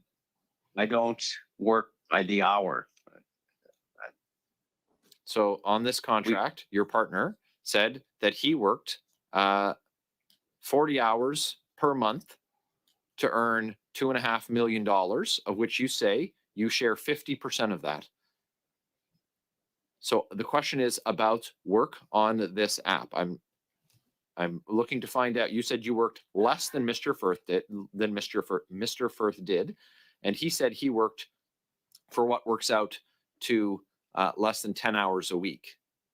So that's accurate for you as well on Arrivescam. I did not work on the app. Yeah, there seems to be a lot of that with your company, that you gentlemen were paid. You were made millionaires by Canadians, and you didn't do any actual work on Justin Trudeau's $60 million Arrivescam. And you've come here today and you have no answers. You expressed that you were concerned about the impact this has on your other business.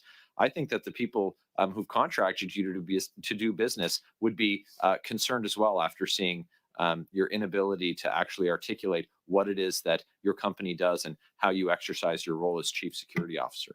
Thanks, Mr. Barrett. Mr. Jari, please, for 5. Thank you, Mr. Chair. Mr. Anthony, I'm going to go back to 3 periods, 2005 to 2010, 2010 to 2015, and the found passion at that time, 2015 to present. What kind of trend did you see between 2005 to 2010 and then 2010 to 15 and 15 forward around requests for either outsourcing or staff augmentation as it relates to the government? Well, I did definitely notice a increase from 2010 to 2015. So you did not, is it because you were in a different capacity, working in a different capacity between 2010 to 2015? This is in relation to trends. Is that correct? Yeah. Yes. Yeah. So my network got larger during that period. I got a better understanding of the business, and I could notice that there was more contracting coming out of the federal government. Okay. So between 2010 to 2015, what do you think the driver was? And do you think the driver somehow peaked at 2015 and you said, oh my God, this is great, let me jump on it?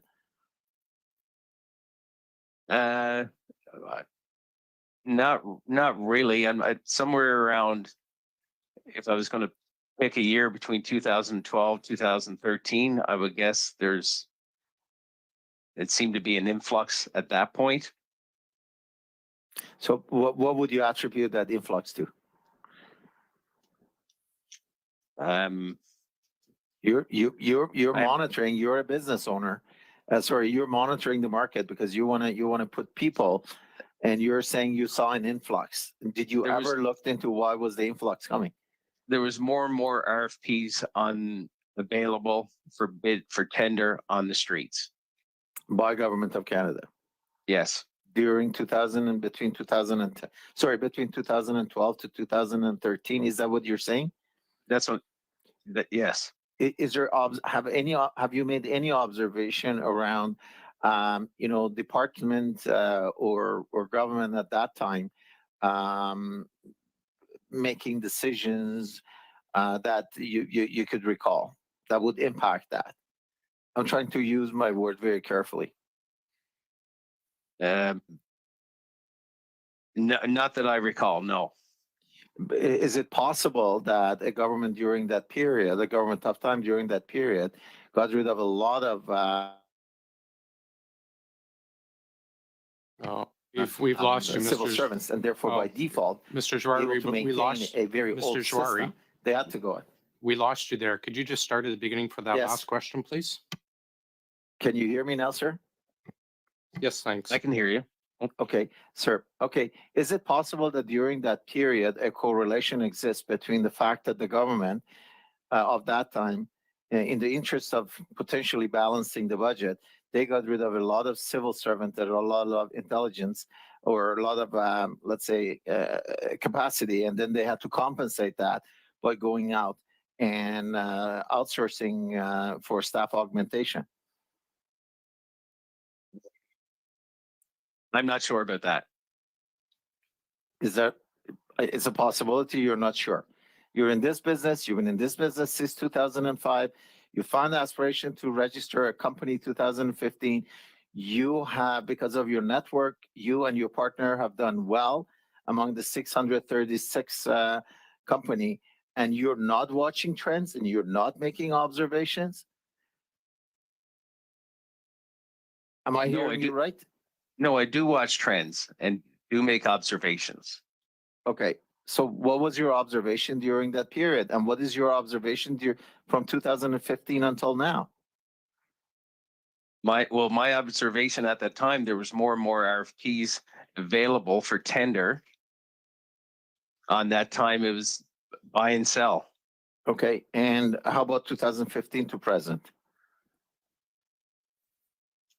It would be, I guess, status quo.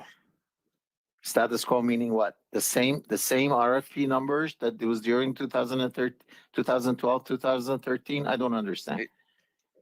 I don't have those numbers in front of me on what the actual numbers but were. We're talking about trends. 200. You've told me since 2015 you've had 200 contracts, and you're telling me that there's 200 submissions for RFP. We did not have 200 contracts. Okay. So 200 submission for RFP. You're telling me a rate of 15%. So that would be about 30 contracts. You've secured 60 to 65 contracts, which is nearly about 35 to 40%. Some numbers do not make sense to me, sir.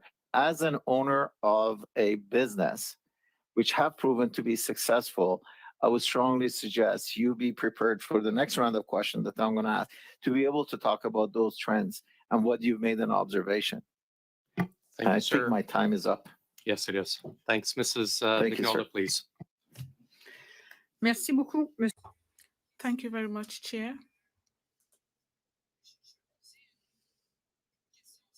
I'll ask you a simple question concerning Arrivescam. Do you know how much you earned, the amount that entered any of your bank accounts? Do you know any of these amounts? I'm not even asking about the amounts. I want to know if you know how much you earned. I don't have those numbers. Wow. Vous êtes un chef d'entreprise. You are a company owner. You have contracts multiple times, notably with the government of Canada, but you do not know how much you make in life. And you have 2 other numbered companies. Well, things seem to be going very well for you. I would like to be so rich that I don't have to bother to know how much I earn and how much I spend. I'm sorry, but it's really incredible.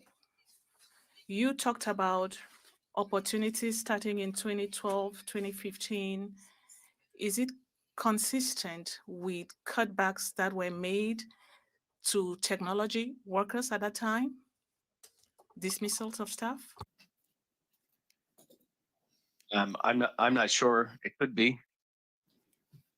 OK, donc ça doit être un des nombreux à It must be some of the chance experiences we've seen in this committee for a while now, for some weeks. Please correct me if I'm wrong. Before the purchase of Corridor, you were an employee, a salaried worker at Veritac, and later with iForce Consulting. Am I correct? That's correct. Comment on How do you go from salaried worker to company owner and someone who receives a security clearance? est-ce que vous avez utilisé Did you have to use another company as a donor and then delete the other company? How does it work, the process? Well, we were basically how we started the companies. We were entrepreneurs and we decided to take a risk and invest our money to purchase Cordell. OK. I'm sorry, Merci. that's our time. Mr. Bachrach, please go ahead, sir. Mr. Anthony, PSPC suspended your company's security clearance. I imagine as chief security officer, this was news that gave you quite a bit of concern. Is that correct? No, actually, we canceled Mr. Firth's security clearance the day before. He was a key security officer for the company, and we canceled his clearance. Then we were aware that we were going to lose our security clearance for the company. Okay, wait, I'm a little bit confused. Mr. Firth was the chief security officer? No, he's a key security officer. He's a key security officer, and you're the chief security officer. And because you knew you were going to lose your company's security clearance, he preemptively canceled his security clearance? No, we weren't able to do business with the government of Canada. We were suspended from everything. So our company's security clearance was irrelevant. We would never be using it. So we deleted his clearance, thus knowing we're going to lose our clearance. Does the company have security clearance in addition to Mr. Firth's own personal security clearance? No, I still have my personal security clearance. I believe. So when PSPC suspended your company's security clearance, what did that mean? What were they suspending? They were suspending us from allowing us to get anybody a security clearance or hold anyone's security clearance. And so PSPC has suspended Mr. Firth's security clearance? Yes, his security clearance has been terminated. And yours has not? Not to my knowledge. Okay, interesting. And as chief security officer, did the loss of Mr. Firth's security clearance concern you? No, we were aware that this was going to happen. We actioned it. And did you communicate with PSPC about the revocation of security clearance? Yes. Does the fact that you still have your own personal security clearance mean that you can still approve the clearance of resources that work on projects? No, Why not? because we don't have any government contracts. We don't have any government contractors. For me to get into the system, I will not be able to process anyone's clearance. I don't have access. Thank you. Did PSPC and okay. Thank you, Mr. Sorry, Chair. sir. You'll have a couple more rounds. So, Mr. Brock, go ahead, sir. Thank you, Chair. Mr. Anthony, does it concern you that Mr. Firth actively engaged in acts of fraud and forgery in relation to the Butler contract? And furthermore, his evidence at committee that it was a standard practice of his to take a look at various resumes with other contracts and to match it to the requirements set out by the government. Does it that to me as a former prosecutor just spells out another word for criminality? So on a personal level, sir, does it concern you that your partner has been engaged in criminal acts? Yes or no? I don't think he did. So you are defending his actions. Is that correct? Yeah, I don't think he did. Are you defending his actions, sir? Are you saying that what Yes. he did with respect to Bottler, changing their resumes without their consent and doing that same sort of practice with other contractors was entirely acceptable by your standards? I don't think he did that. He said he did. So that's fine. You're defending him. I have you on record. That's an important point that perhaps you want to discuss with your counsel. Now, you'll have to forgive me as well, sir, that in your opening statement, you wanted the public to have some sympathy for the situation that your company, the Government of Canada Strategies, is now facing in terms of the financial hardship. But according to public accounts data, Government of Canada Strategies has received $59 million in federal funding from all federal departments combined since 2017. So if we take your commission value of 15% at the lowest all the way to 30% at the highest, that means you and Firth since 2017 over the last 7 years received $8.85 million at the 15% mark, or upwards to $17.7 million at the highest mark. That's roughly $4.4 million to you, sir, upwards to $8.8 million.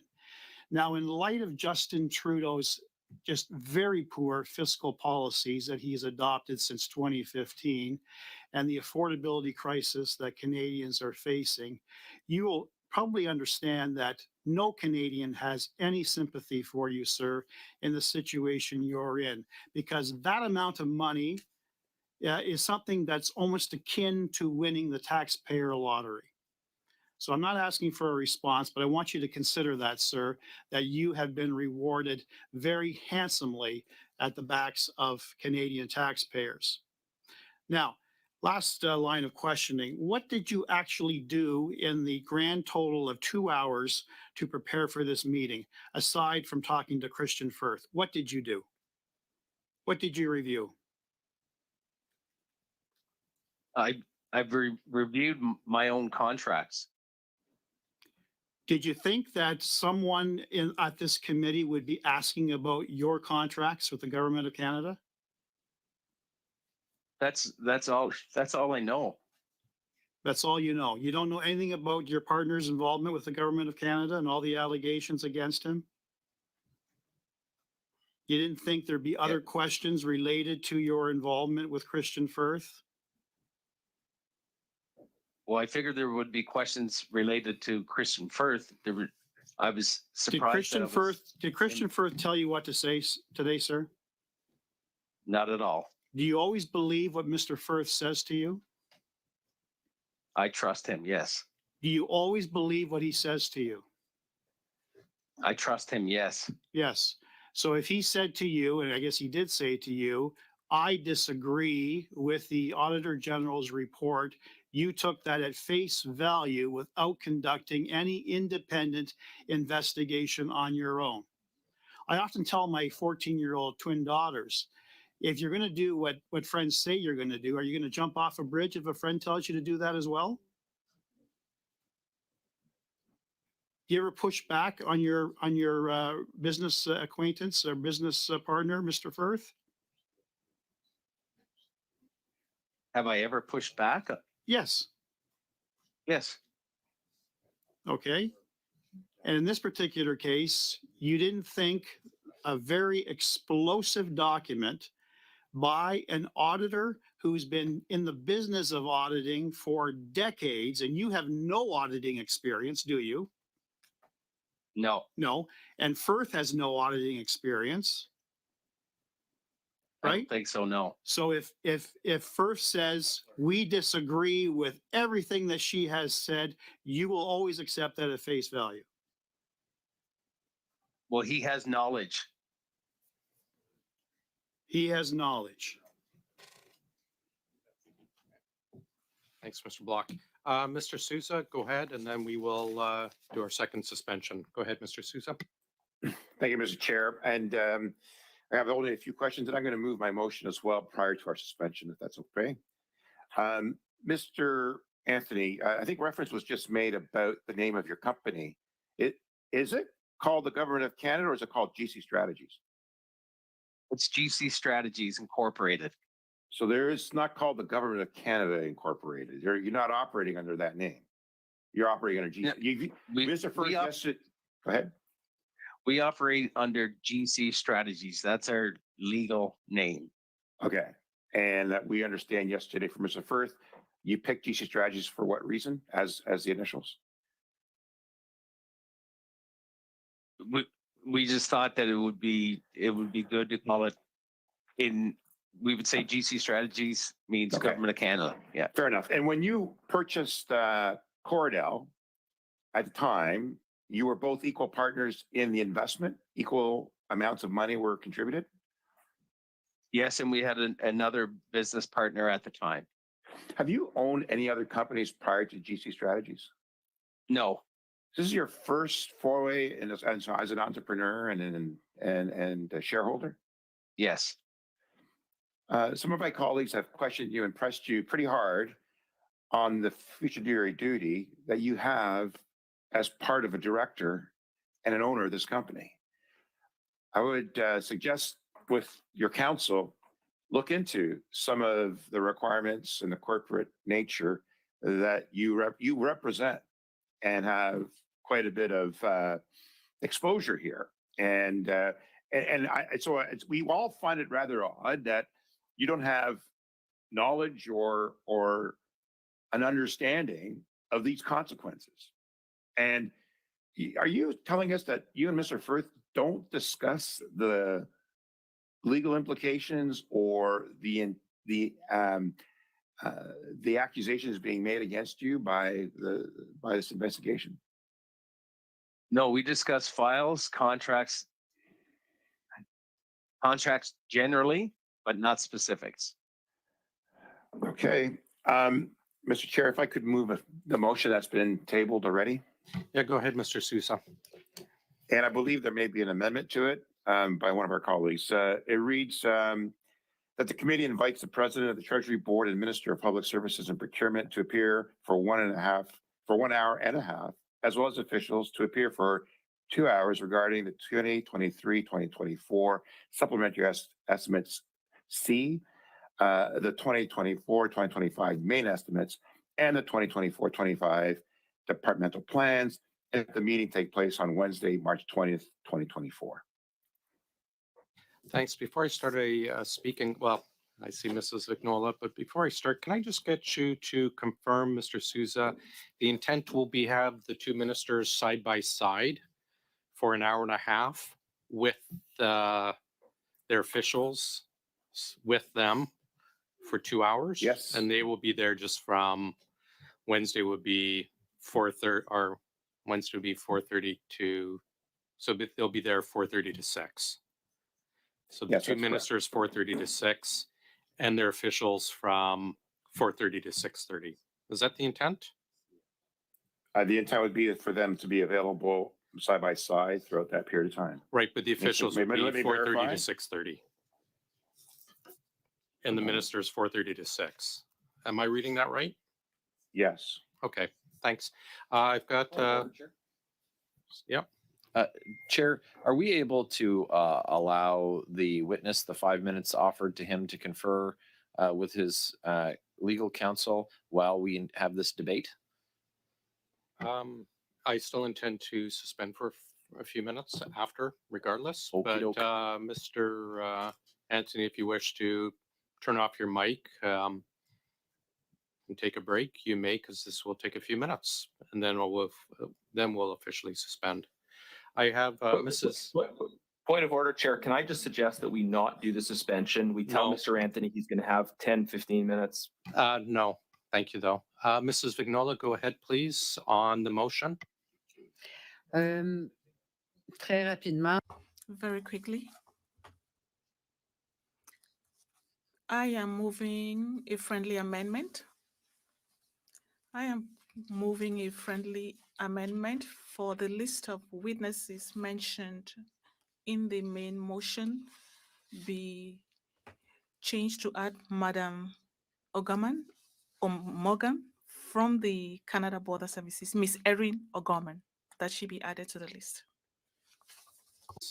Amendment to add the president of CBSA on the estimates, departmental plans, and the supplementary estimates. Exactement. Exactly. Merci. Thank you. I know Mr. Generous had his hand up on the original motion, but do we have anyone wishes to speak on the amendment?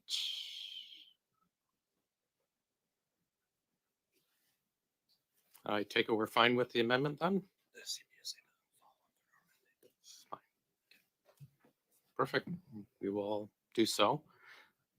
Consider that amended. So we're back to the amended motion. Did you still wish to speak on that, Mr. Generous? I do, yeah. Please go ahead, sir. Yeah, Mr. Chair, I think what we've seen consistently from Liberals, frankly, across committees is that they want to really limit and constrain the amount of time that we have as members to hear from ministers. This is a very significant curtailment of time. Frankly, if this is about respecting the time of ministers, they don't need to appear side by side. We can hear from them for a longer period of time in total, but so we have a chance to ask each of them questions. I don't see any logic in having two ministers appear on both the supplementary estimates and the main estimates all at once, and limiting that to such a relatively short period of time. This is just part of Liberal efforts to limit the amount of real exposure their ministers have to actually have to respond to questions. We're in the midst of this explosive scandal involving government procurement. We've been told that ministers effectively don't do very much when it comes to the actual processes of procurement involved. I think we've got a lot of questions that we need to get answers to, and the fact that the Liberals are in the middle of another witness testimony proposing a motion to so severely limit the opportunity that we have to ask ministers questions doesn't make any sense. What I would propose as a starting point is a simple amendment. Add the word each in front of the word appear, and then separately after the word appear, so that it would read to each appear separately for 1 hour and a half. To emphasize that look, if the minister's saying I'm so busy I only have an hour and a half to appear before the committee, then each minister should appear on their own to answer questions, and so that the committee is able to get more questions answered with the same allocation of each minister's time. So that's, I think, a very reasonable amendment that reflects the parameters of time that ministers have, and is not the kind of draconian limiting of accountability that is proposed in the original motion. Thanks, Mr. Genuis. Take a speaking list on that. I will note, however, I'm as chair and someone who's been on OGA for a long time, I'm a bit concerned about this. Traditionally, we've always had 1 full hour for the supplementary estimates, 1 full hour on the mains. So now we're actually reducing it quite significantly on that. And being an estimates geek, I'm a bit concerned. But Mr. Susa, go ahead on Mr. Genuis's motion or amendment, sorry. Yeah, so now we're dealing with a new amendment to a combined, right? And we understand that the ministers are appearing, that they want to make every effort to engage with respect to what's happening. But the degree of availability and the degree of deliberation that we've had thus far has been extensive. And the ministers are trying to accommodate the activity and the engagement with the committee in regards to this. There's going to be other opportunities for the ministers to appear as well. We just want to make certain that the value and the execution of that time is productive to all of us. And so, yeah, this is what we're proposing. We're proposing and making them available as necessary to our committee, as they are going to be to others. And so I would proceed to move forward with the way it was already established with the amendment provided by Mrs. Vignola, and to move forward. Okay, I have without the added amendment for each. Yeah, I have Mrs. Block, and then we'll go back to Mr. Genuis. Thank you, Mr. Chair. It would seem to me that there is some confusion in regards to the ministers, the invitation of ministers to appear before committee. It is my understanding that we are inviting them to appear before committee to answer any questions this committee has about the supplementary estimates and the main estimates, that we are not inviting them here at this point in time to speak about Arrivescam. And that, you know, in keeping with what has been tradition, we are inviting them for an hour to each to speak to us about the supplementary estimates and the main estimates. I think Mr. Susa is confused. Thanks, Mr. Genuis, then Mr. Baines. Thank you, Chair. Excellent points by my colleagues. Should just add, I mean, in terms of respecting the minister's time, I understand that ministers are busy people. If we're being told that the ministers have that much time on that particular day, then let's use their time well by having them appear separately. That's all my amendment does. It doesn't in any way affect the amount of time that they're going to spend on that particular day. It's just that they will spend the time separately so that we can actually hear from both and hear answers or at least responses from both. That is very reasonable in terms of balancing what apparently their scheduling requirements are, as well as a legitimate expectation of democratic accountability. Thanks, Mr. Baines, and then Mr. Jari.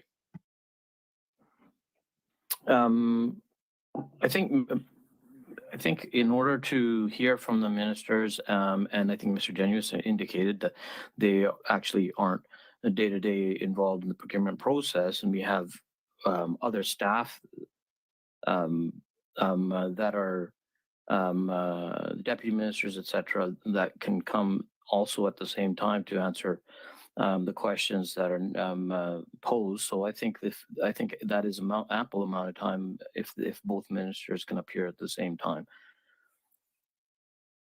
Thanks. And before we go to Mr. Jari, just to be clear, this is, again, it's the minister's opportunity to defend their supplementary estimates, which is in the billions, and their opportunity to defend the main estimates, which is in the tens and tens of billions. This is not to address procurement day to day, but to actually defend their request for Parliament to approve the billions of dollars, which is the whole reason why this committee exists. And frankly, going back to 1295, the model Parliament, why Parliament exists. Mr. Jari, go ahead, sir. Thank you, Mr. Chair. On that note, I believe a combined 1.5 hour takes many aspects and many concerns into account. First of all, they're each one of them are made themselves available an extra 30 minutes. And if we look at the totality of it, we're looking at each one of them were coming as 1 hour for the main and as well as the subsea. Then we are really saying that let's use the efficiency factor coming in, and that extra 30 minutes that we are discussing. I mean, if you look at the rotation, a 25-minute rotation is 2 spots for Liberal, 2 spots for CPC, and 1 spot 2.5 minutes and 2.5 minutes. So really, this is not a drastic, as some of our colleagues are trying to make it sound. It's just making sure that we get the minister here as soon as possible when they're available. The commitment has been made. We have moved the motion. They are making themselves available. Coordination has gone into ensuring that they're available, and they're going to spend 1.5 hours with us, and their officials are going to be also there half an hour thereafter to be able to answer any questions that we have. And I've looked at both subsea and the main estimates. I've read the PBO report. I've looked at where the money is going, and yes, it is in tens of millions of dollars. But when you look at the voted, and when you look at where it's gone, et cetera, 1.5 hour is more than ample time to be able to ask questions on that. Thank you, Mr. Chair. Thanks, Mr. Baines. Is your hand up again to speak, or is it just left from before? Up from Like before? to see hand. I see no other speakers. Can we move to a vote on Mr. Genuis's amendment? No. Recorded vote? Okay, go ahead, sir. The vote is on the amendment in the name of Mr. Genuis. Ms. Sidhu, No. Mr. Baines, No. Mr. Jahari, Against. Mr. May, No. Mr. Susa, No. Ms. Block, Yes. Mr. Genuis, Yes. Mr. Brock, Yes. Madame Vignola, Oui. Mr. Bachrach. Yes. I will vote yes as well. It is carried. Mr. Genuis? Thank you, Chair. That's good news. I want to make one more proposed change. Traditionally, we have heard from the ministers separately on the supplementary estimates and the main estimates. I think that the efforts to bundle together the supplementary estimates, the main estimates, and the departmental plans really aren't respectful of the processes that the committee should follow. So I would propose that we remove the text from that says, quote, the 2024-2025 main estimates and the 2024-25 departmental plans, so that the hearing on March 20th would be the effect of that amendment would be that the hearing on March 20th is on the supplementary estimates. That's in keeping with the traditions of this committee, and I think the reasonable expectations at all committees of accountability taking place in relation to each set of estimates. Thanks. So striking main estimates with intent, I assume that the main estimates will be reviewed at a separate time as been done in the past. Mr. Sousa, are you speaking on Mr. Genuis? Sorry, Chair, just to clarify, striking main estimates and the reference to departmental Yes, plans. sorry. So striking both. Yeah, thank you. I have Mr. Sousa, then I have Mrs. Vignola. Thank you, Mr. Chair. I'm just going through it now. So we were trying to extend some time to provide for both ministers to appear, to do what was requested and what we require. And now we're suggesting that we have multiple engagements, in essence, right? So you're asking that we've added on another member of Mr. O'Gorman and Ms. O'Gorman, and now we're requesting that instead of providing some efficiencies to the work by allowing extended time for the two ministers to appear concurrently in regards to these matters, you're asking for separate engagements and now separate meetings relative to each of one of these, and the time that will be required for that. Are you then supposedly reducing the time of each minister's appearance? And I'm not sure that that's being amended here. So I'm just looking for some guidance and clearance and concurrence with other members of my team and staff. Of course, we're all virtual here, so that's even more difficult to attend to. So I'm looking at how we could proceed without having further discussion in regards to some of those amendments. And I'm actually quite concerned about proceeding without having the ability to have concurrence with some members of my team. And I'm looking for some guidance in that regard. And I would prefer to see what we have put forward to expedite it and facilitate the meeting and extend the meeting accordingly to provide for more wholesome discussion relative to these issues. Certainly, we'll go to Mrs. Vignola while she is chatting. I encourage you to perhaps chat with your team, but we could certainly go back to the traditional way as we've done it the last 8 years I've been here, which is one full separate meeting with TBS and one full separate meeting for PSBC. Go ahead, Mrs. Vignola. Merci, Monsieur. Thank you, Chair. I'm seeking confirmation. We have had two separate meetings for the Treasury Board and Public Services and Procurement. Well, we could do that, but generally, ministers come for 1 hour and we meet with the public servants for 1 hour. That's what I understood from Mr. Genius's amendment, that we were going to have 2 hours with the ministers, the two ministers. And that would be the same thing we do normally, 1 hour with the minister and 1 hour with the other minister, and then we see the public servants. So I would like to confirm my understanding of the situation, because what we are asking here is not the same thing. Is Mr. Genius now asking that we dedicate 2 hours per minister, or 2 or 3 hours to talk about the ministerial plans that we've just received?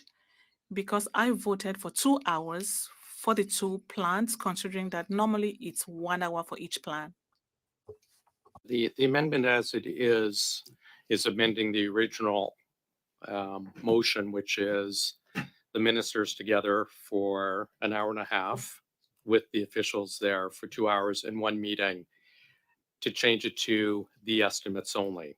So the amendment's not to go back to our normal process, which is one minister for an hour and the officials for the full 2 hours, and then a second meeting of a standalone minister for an hour.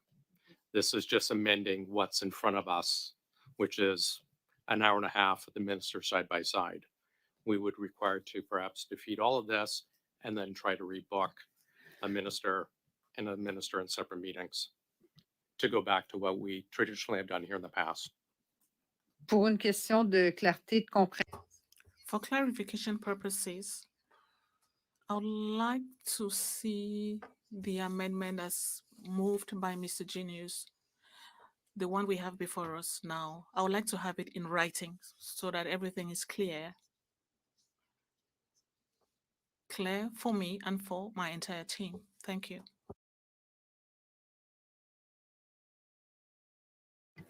Yeah, I don't suppose you have I don't think Mr. Generous has the amended one in writing. How about we just have the clerk read back the amended motion as Mr. Generous proposes?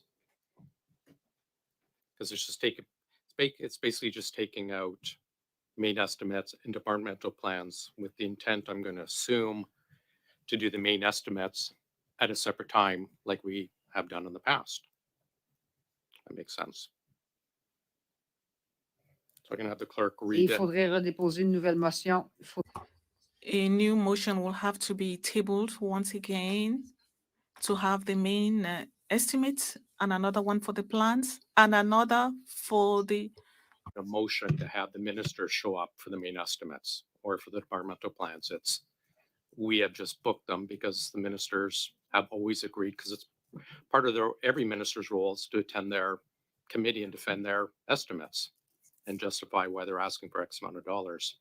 So I'm going to assume we're not going to need a separate motion to have them come to do the main estimates as they should be doing. But and we've never in the past had a separate motion to actually have them show up to do the supplementary estimates either. It's just we book them, as is their role to defend.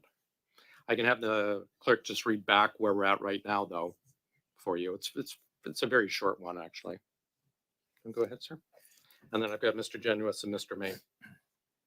To date, we have amended the original motion by Mr. Susa with the amendment proposed by Madame Vignola. It was subsequently amended as well, pardon me, by the amendment put forward by Mr. Genuis. And now we are on a second amendment by Mr. Genuis. And this is the text that I have based on the second amendment that's currently being debated right now by the committee.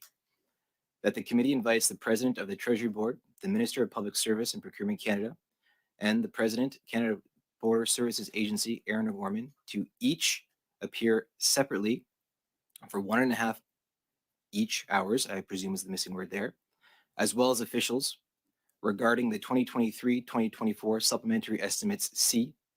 And again, the current amendment would remove the main estimates 2024-2025 and their respective department plans, and that the meeting take place on Wednesday, March 20th, 2024. That is the amendment proposed by Mr. Genuis, currently being debated by the committee. Mr. Genuis, go ahead, and then Mr. May, then Mr. Baines. Yeah, thank you, Chair. Just sort of fairly briefly, Mr. Sousa said, well, we need a bit more time and discussion for this. I mean, Mr. Sousa is the one that moved his motion in the middle of witness testimony. So I'm working with the text of a motion that he put forward. That's why we're in this situation. The chair has in the past, quite rightly, I think, asked ministers to appear before the committee on those different aspects of their responsibility. The intent of this motion seems to be to do something irregular. That is to bundle together ministers and also to bundle together accountability events. So to take, normally we hear from a minister on the SUPs, a minister on the mains, another minister on the SUPs, another minister on the mains. He wants to have all the ministers on the SUPs and the mains and the departmental plans happen all at once. So this is an attempt by Mr. Sousa and his government to limit accountability, to limit the need of ministers to respond to questions. And that's quite obvious. So given that he has, in the middle of witness testimony, put forward this motion aimed at limiting accountability, we are seeking amendments to go within the parameters of minister schedules as we understand them, to go back to the normal thing. To the question about what the effect of this second amendment, and I think this is the last amendment. I'd be happy, we'd be happy to see this motion pass with this amendment, is to simply say that this would be the supplementary estimates, not the and that the main estimates can be dealt with in the normal fashion. So that's really all that needs to be said. Thanks, Mr. May, then Mr. Baines. Thank you very much, Mr. Chair. My original hand went up to ask a question that my block colleague got a clear answer to, because it was getting a bit confusing in terms of what we were amending and how we were amending it. But to my colleague, Mr. Genuis's comments, I find it amusing that we moved a motion to bring the ministers to be accountable for their ministries, and now he's accusing us of somehow protecting the ministers from that accountability. But I would point out that, and I'm a guest here. I'm covering for my honorable colleague Eric Kazmirchuk. So I regret I don't have clear line of sight of the norm of this committee.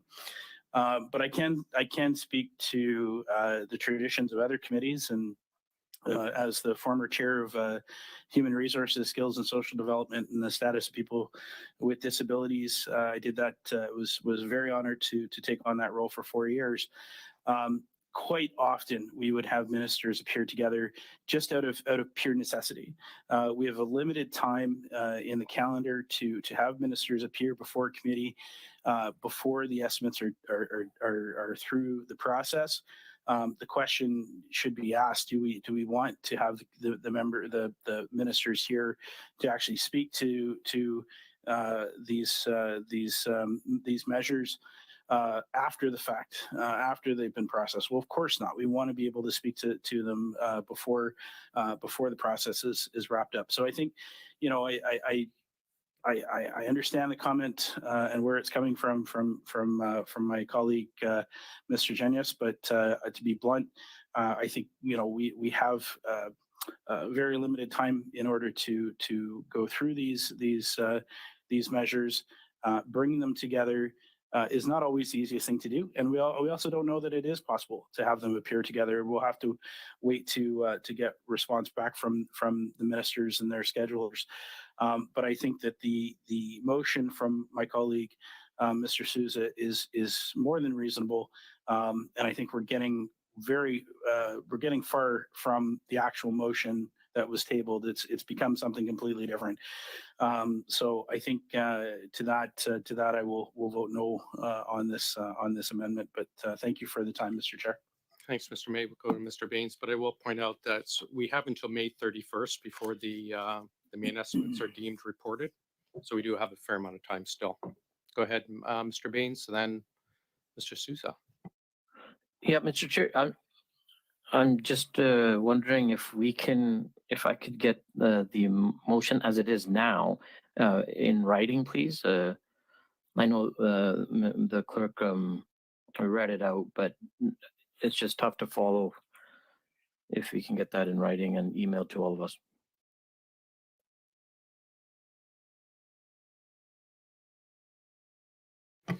Yeah, the clerk will send that out. Mr. Susa? Thank you, Mr. Chair. So we are trying to provide the minister's availability.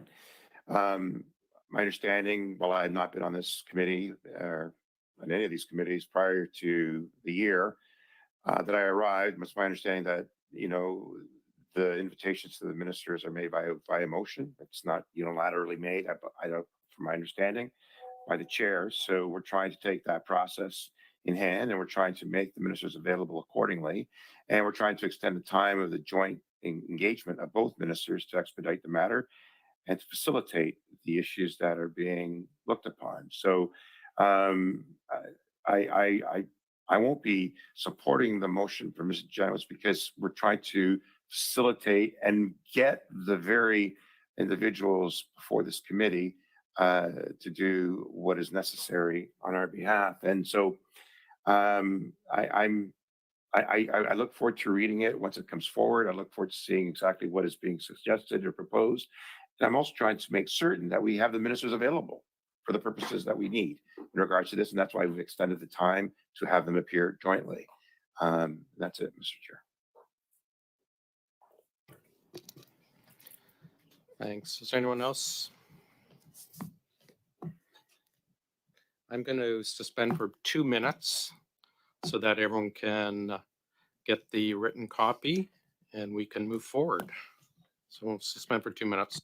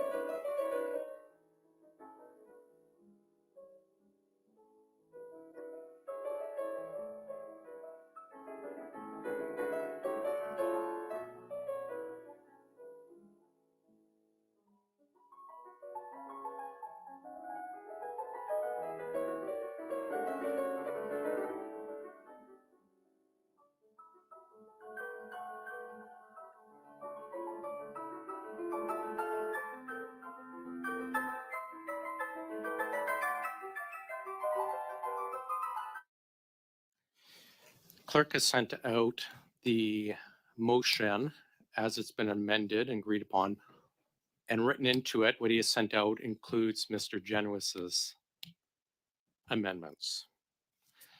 Mr. Sousa, your hand's still up. Are you speaking on this still, or can we go to a vote? No, I need to review this. Chair, I'm just reviewing it. We're just reading it now. We just got it. So we're taking some time. So if we can just have a moment and we'll take it through. I will do 60 seconds maximum. It's not a lot of changes, so we should get to it, please. Mr. Bachrach, do you wish to speak on it while it's being reviewed? And we'll get back to Mr. Sousa. Sure. My only comment, Mr. Chair, is just that some of the sentence structure reads a little bit funny, particularly with regard to the reference to officials, sort of added in at the end. And the words each appear twice, or the word each appears twice. To each appear separately for 1 hour and a half each. But I don't want to, outstay my welcome by wordsmithing. I'm hopeful. It is written as it had been adopted, but I think I understand what you're saying, and we'll make sure we're clear on the intent of it. I'm just hoping that the intent comes across, and Yes. I'm unclear reading it how the Point of order, officials Chair? fit into this. Yeah, hold on, Mr. Yes, Chair, Mr. can you hear me? Generous, your Point of order. Oh, sorry, I've been trying for a minute and I'm having a technical issue. But Chair, the version that was distributed was not what I said in my amendment. I said to each appear separately. So I think I was quite clear on that. I said put the word each before appear and then separately after the word appear. So, and I think that will address Mr. Bachrach's issue as well. That's what we received from your staff, Mr. Generous. Sorry, what? That is what the clerk received from your staff. I didn't provide written notice of I said to each appear separately was what I said on the record when I moved the amendment. That is what your staff apparently provided to the clerk, and the clerk made the adjustments. Can you perhaps go back to your Sure, I staff? moved an amendment verbally and I was clear about what I said. So and the transcript will make that clear. And no text was Yes, distributed. the clerk did not just pull it out of the air, Mr. Generous. If he tells me, unless he's mistaken, inform me that the text that was sent out came from your staff. I understand what you're saying, but perhaps you need to confirm with your staff what was sent over to the clerk. Okay, and follow up. perhaps my staff made an error, and I apologize if the staff sent something after the fact to the clerk by email in error. But I mean, I think I moved an amendment verbally, and that should be reflected. Thank you. Okay, why don't we move to Mr. D'Souza? Why don't you draft something to ensure that the clerk has the right version, and then we can resend it back out. Mr. Anthony, I see you're back. We're going to be a short while longer, I'm assuming, so you're welcome to disengage again, Mr. Anthony. Mr. Sousa, did you wish to, why don't we wait a few minutes? We'll get the correct version and we will redistribute it, but we will suspend again for 5 minutes.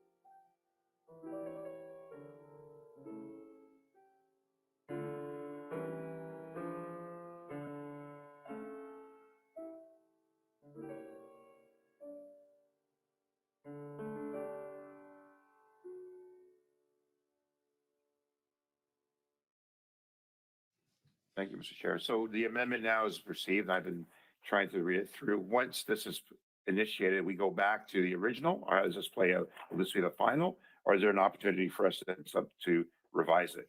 We're on Mr. Genuis's amendment. And why don't I just have the clerk read it back in for the record, because there's been a lot of back and forth. We're on the Mr. Genuis's amendment. That's what we're debating, and we're trying to move forward on. I'll have the clerk just read it back into the record, and we will move forward. If there's anyone else in the speaking list, and hopefully we can vote on it. The motion as it stands reads as follows: that the committee invites the President of the Treasury Board, the Minister of Public Service and Procurement Canada, and the President, Canada Border Services Agency, Aaron O'Gorman, to each appear separately for 1.5 hours. We'll remove the word each, that is again redundant, that can be removed, as well as officials regarding the 2023-2024 Supplementary Estimates C, and that the meeting to take place on Wednesday, March 20th, 2024.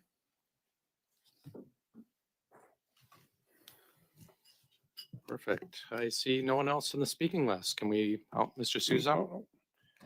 Yeah, so it's rather unprecedented that we're going to have, look, we're trying to combine them, provide for that, and provide the extra extended time. But now the way the amendment reads and what we're doing is providing not only the ministers, and now we've included officials and others to appear for a longer period of time. The initial intent was to enable us to expedite and facilitate the meeting. What we're doing is extending ministers' time, extending and including now outside officials that normally would not be part of it. And I think that's the part that we're having more difficulty with as we go forward.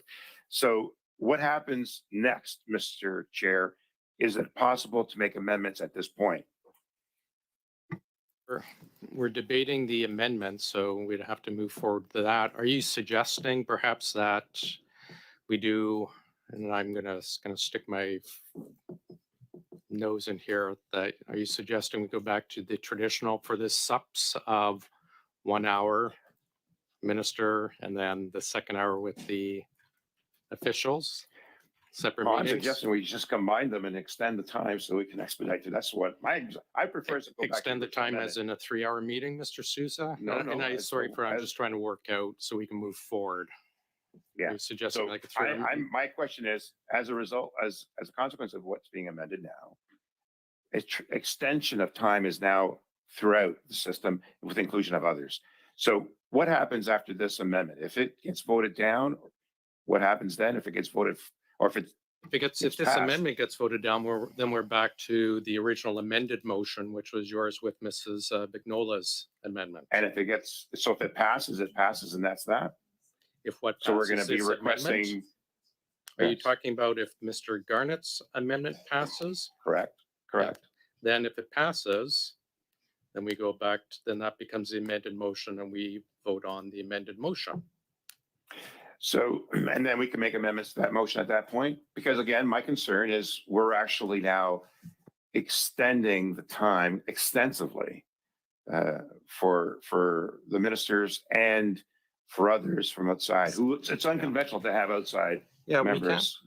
Just to be clear, we cannot re-amend the sub-amendment. Like, for example, we can't go back and have a amendment to remove Ms. O'Gorman.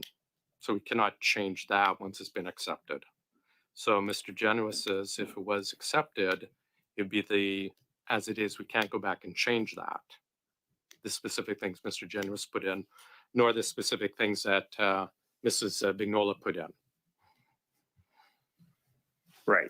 And our initial engagement was to engage more. And I think that was part of the friendly amendment by Mrs. Vignola to accommodate some of those requests.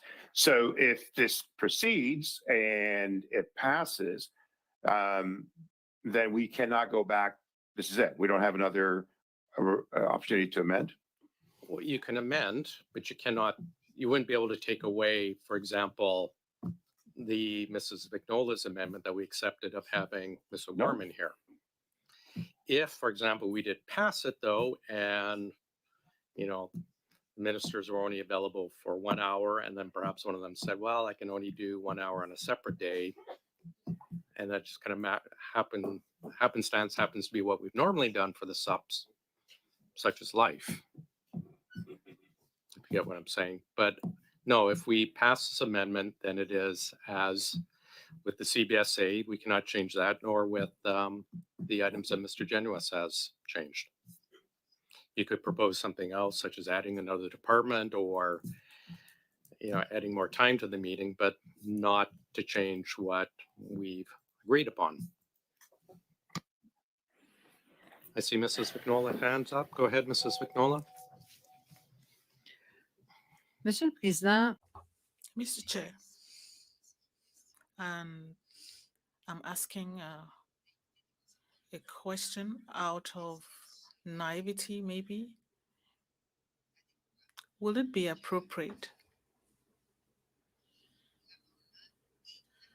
for the amendment and the main motion be withdrawn in a friendly way by those who tabled it so that we proceed with the adjustment as usual?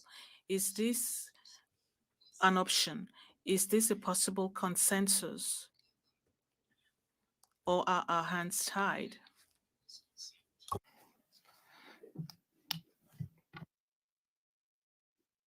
For example, if Mr. Sousa wishes to withdraw this motion entirely and leave it to the chair to book 1 hour with one minister and a second hour with the second minister with their officials for the subs, as we've done in the past, we could do it on UC.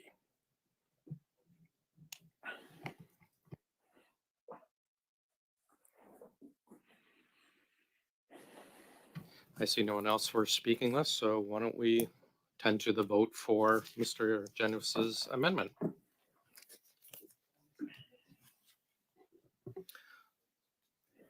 The vote is on the amendment by Mr. Genuis to remove the main estimates 2024, 2025, and their respective departmental plans. Ms. Sidhu, No. Mr. Baines, No. Mr. Jahari, Against. Mr. May, Against. Mr. Sousa, No. Ms. Block, Yay. Mr. Genuis, Yes. Mr. Brock, Yes. Madame Vignola, oui. Mr. Bachrach. Yes. It's 5-5, sir. And I vote yes as well. Carried. So. This motion as amended. Yeah, we're now back to Mr. Sousa's motion as amended with Mr. Genuis's amendment and Madame Vignola's amendment having been accepted. Mr. Sousa? Yes, Mr. Chair, I'd like to, I don't know if I can amend my own amendment now, my own motion, to reduce it now to 60 minutes. No. My colleagues, I refer to Okay, the are you Vice giving Chair. up the floor to someone else? I give up the floor to the Vice Chair. Mr. Jari? Thank you, Mr. Chair. I'd like to move an amendment to that motion that will limit the appearance of the ministers to 1 hour only. Are you suggesting 1 hour side by side or 1 hour then 1 hour? At this point, looks like it's going to be 1 hour and 1 hour. Because the 1 hour side by side, we had offered 1.5 hours side by side, but it was not accepted. If I'm honest, not following properly. Mr. May, you're going to speak on Mr. Jari's amendment, which is simply to change it from 95 minutes to 60 minutes. I actually have a point of order, Mr. Chair, and I didn't want to interrupt my colleague. Free to. Go ahead. You had suggested that my colleague Mr. Sousa could not amend his own amendment, but it was not amend his own motion, but his motion was amended. So I just want to get clarity from the clerk that Mr. Sousa has the privilege to move an amendment at this point.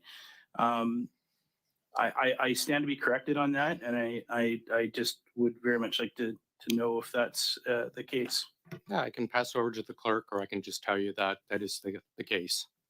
Because it's in his, So even though his motion it's was, in his name is the issue. I understand, but his motion was amended a couple times. Yeah, it's still his motion though.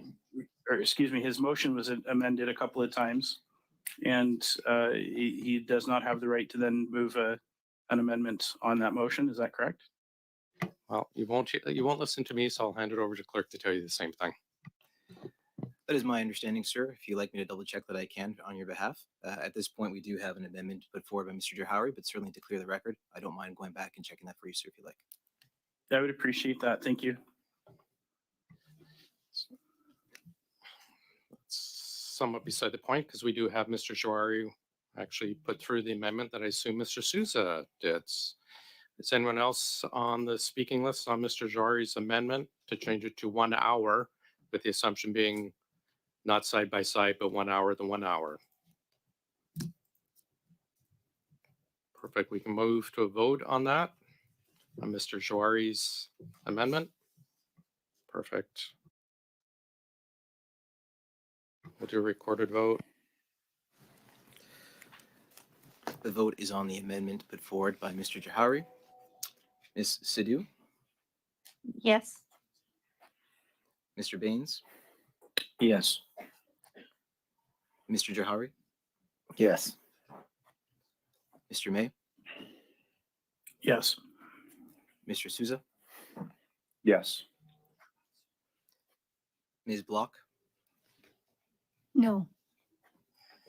Mr. Genevis, No.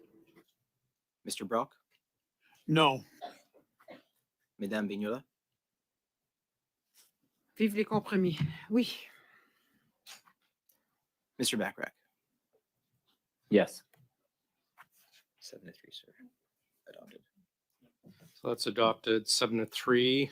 Can we now vote on the amended original motion from Mr. Sousa? Okay, we'll go to recorded vote. I'll give you a 30-second warning, Mr. Anthony. We will get back to you very shortly. If you want to come back online, go ahead, sir.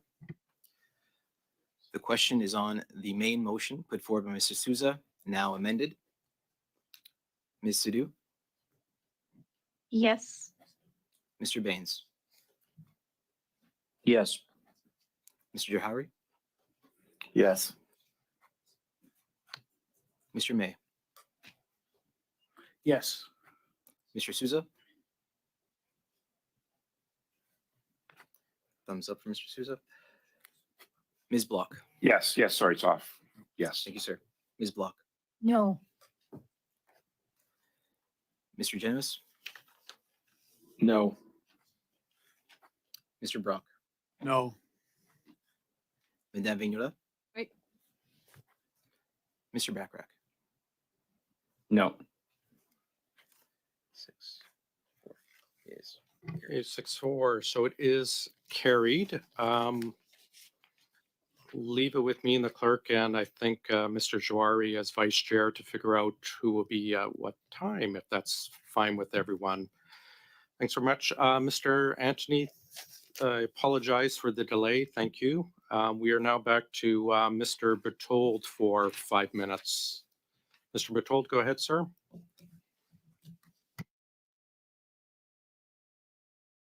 Merci, Monsieur le Président. Thank you, Chair.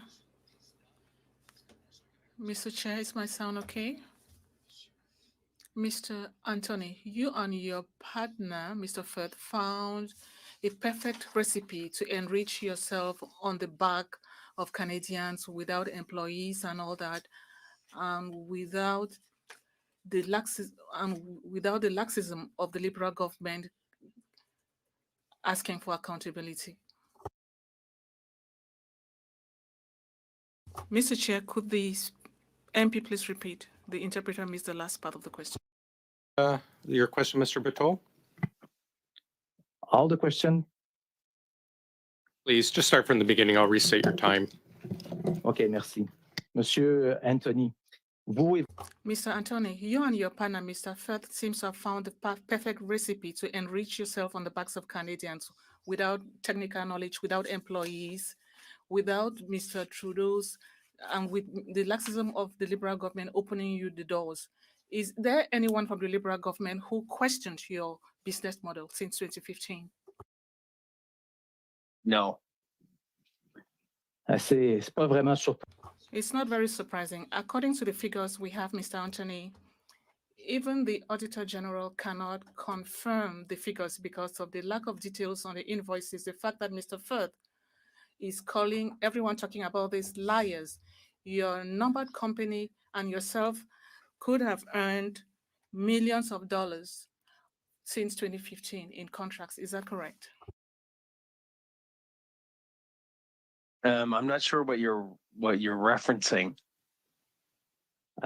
Combien d'argent avez-vous How much money did you earn from federal contracts since 2015, you and your numbered company? I don't have that information with me right now.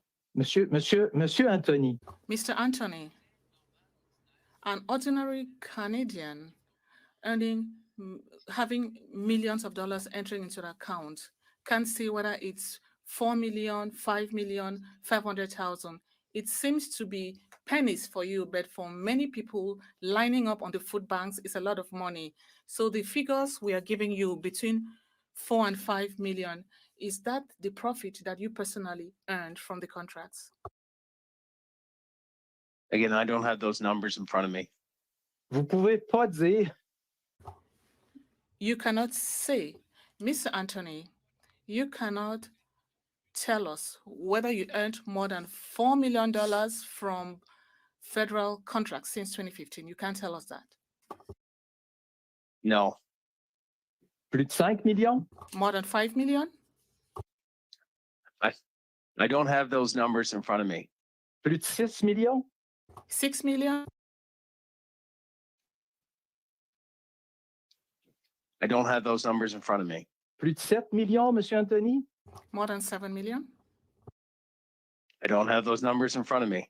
Plus de 8 millions, Monsieur Anthony? More than 8 million, Mr. Anthony? I don't have any numbers in front of me. Donc, vous pouvez même pas nous dire. Even tell us how many $1 million you earned from Canadian taxpayers since you set up your company. Mr. Anthony, you were very greedy. I believe your business model has shown this to us very clearly. You came up with a formula and you decided you made a lot of money and you claim not to have read the Aegis report. You should be ashamed, Mr. Anthony.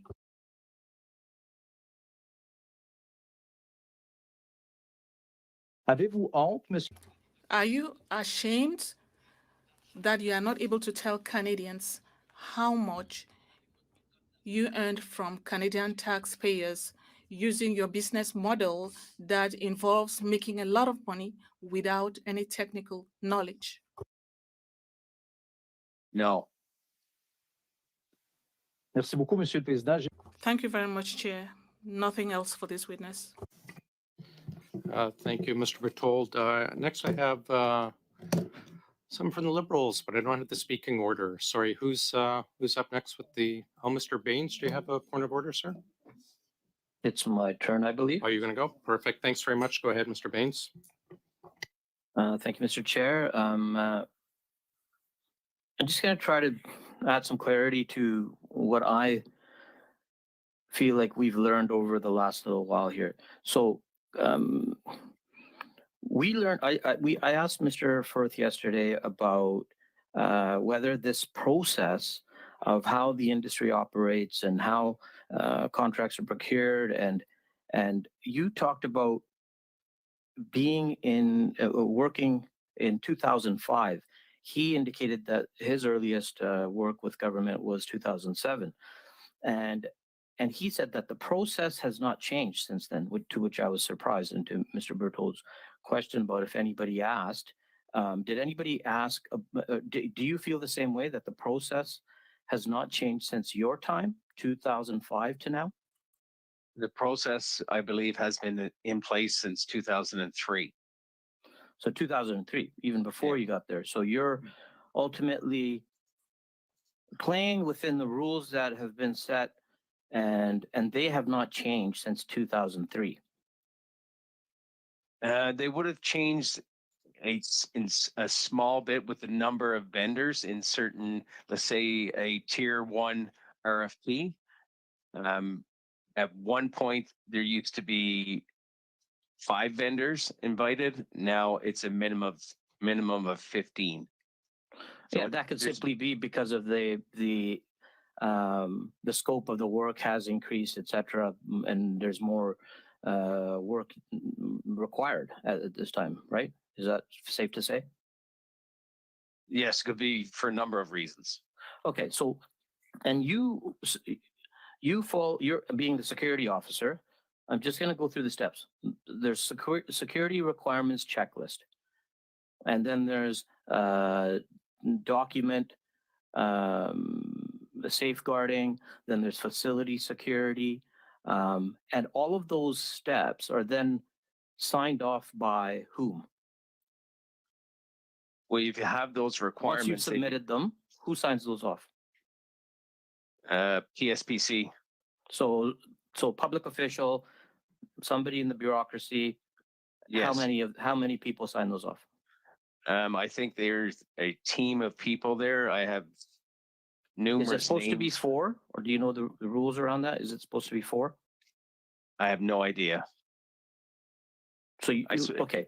So let's just say somebody signs those, what you've submitted, wherever, over the portal. Somebody has to sign those off, and it's public officials. Do you get a response from somebody? I do. Who is that? It would be, I don't have the name in front of me. I'm happy to go through my emails and send you Yeah, the. if you could please submit who signs those, which public officials sign off what you submit. I'm just gonna go into, ultimately what I've sort of seen is like there's a lot of relationships here. You know the folks at Cordex, you know the folks at Dalian, you know others, and you're a recruiter. You said you're a recruiter. Everyone out there seems to be sort of sharing.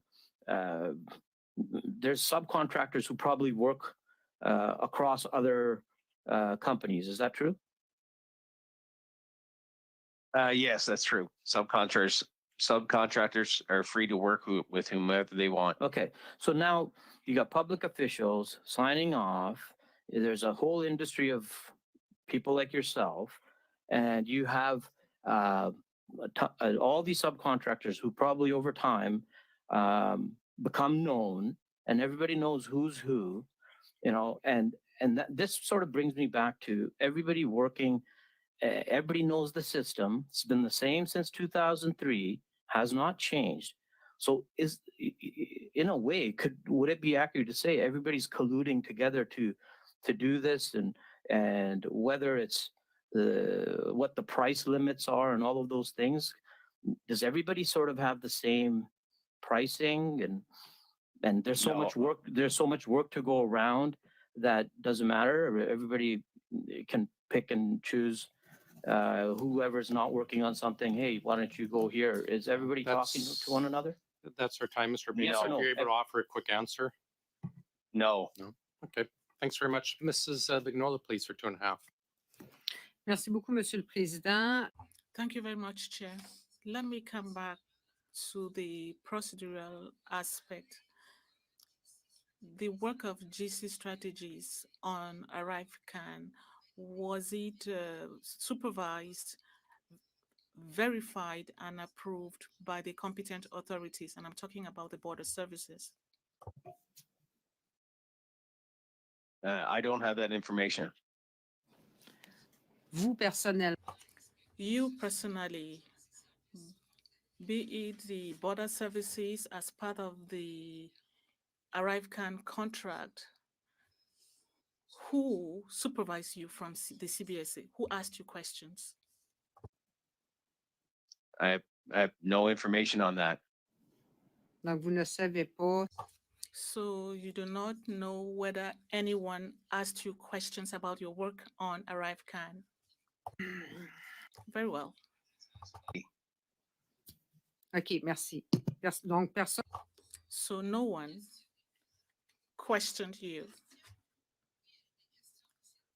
Yes, I'm asking questions to try to understand how GC strategies work, how numbered companies function, the numbered companies that you own. But I'm trying to understand as well how we lose control of management of public funds and taxes of Canadians. And where do those taxes go? The money that was received from GC strategies, was did some of it go to subcontractors and did some of it go into your pockets? Well, the one that you pocketed, is it still in Canada?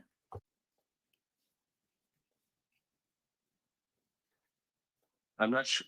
I'm not sure what you're referring to with which one have you pocketed? Les profits. I'm talking about the profits that you earned. Are they still in Canada or were they sent elsewhere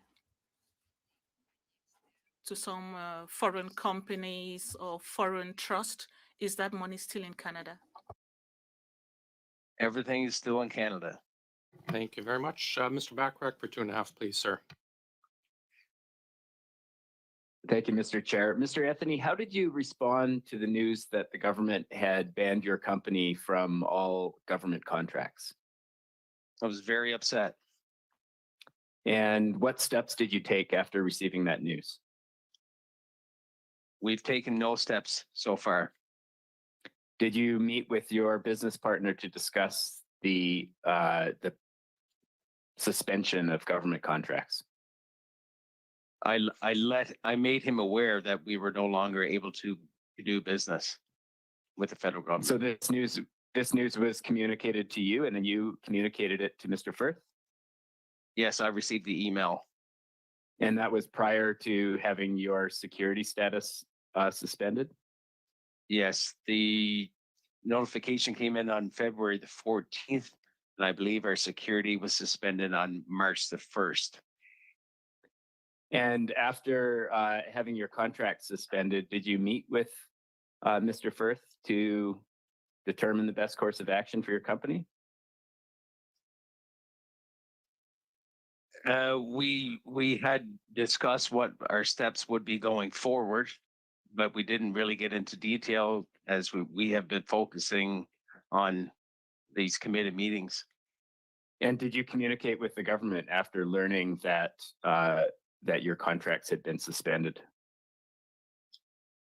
I communicated with the departments that have reached out to me to send us documents to sign off on contracts that were existing to let our resources know they were no longer able to work. And what was the substance of those conversations with the departments that you communicated with? They would just say they would sign a amendment to a contract that the contract was on hold or terminated. And did you or Mr. Firth appeal in any way this decision by the government to suspend all your contracts? Both you and Mr. Firth have asserted to the committee that you've done nothing wrong, and all of a sudden the government takes away all your business. Did you appeal that decision? Not yet. Do you intend to? Thanks, Mr. Chair. Sorry, go ahead and answer, Mr. Anthony. Maybe. Thanks. Mr. Susa now, please, for 5 minutes, sir. Thank you, Mr. Chair. Mr. Anthony, did you know or have you ever met Mr. McDonald or Mr. Otano? No, I have not. You've never spoken to them? Nope. They never participated in any meetings, if that's the case, okay. And do you know the principals of Butler AI? Did you ever meet with them? No, I've never met with them. The only interaction I've had with Bottler has been security. So what did you do in regards to providing clearance of security, or what did you do in that case with those two individuals? And those two individuals reached out to me asking how to get security cleared with the federal government.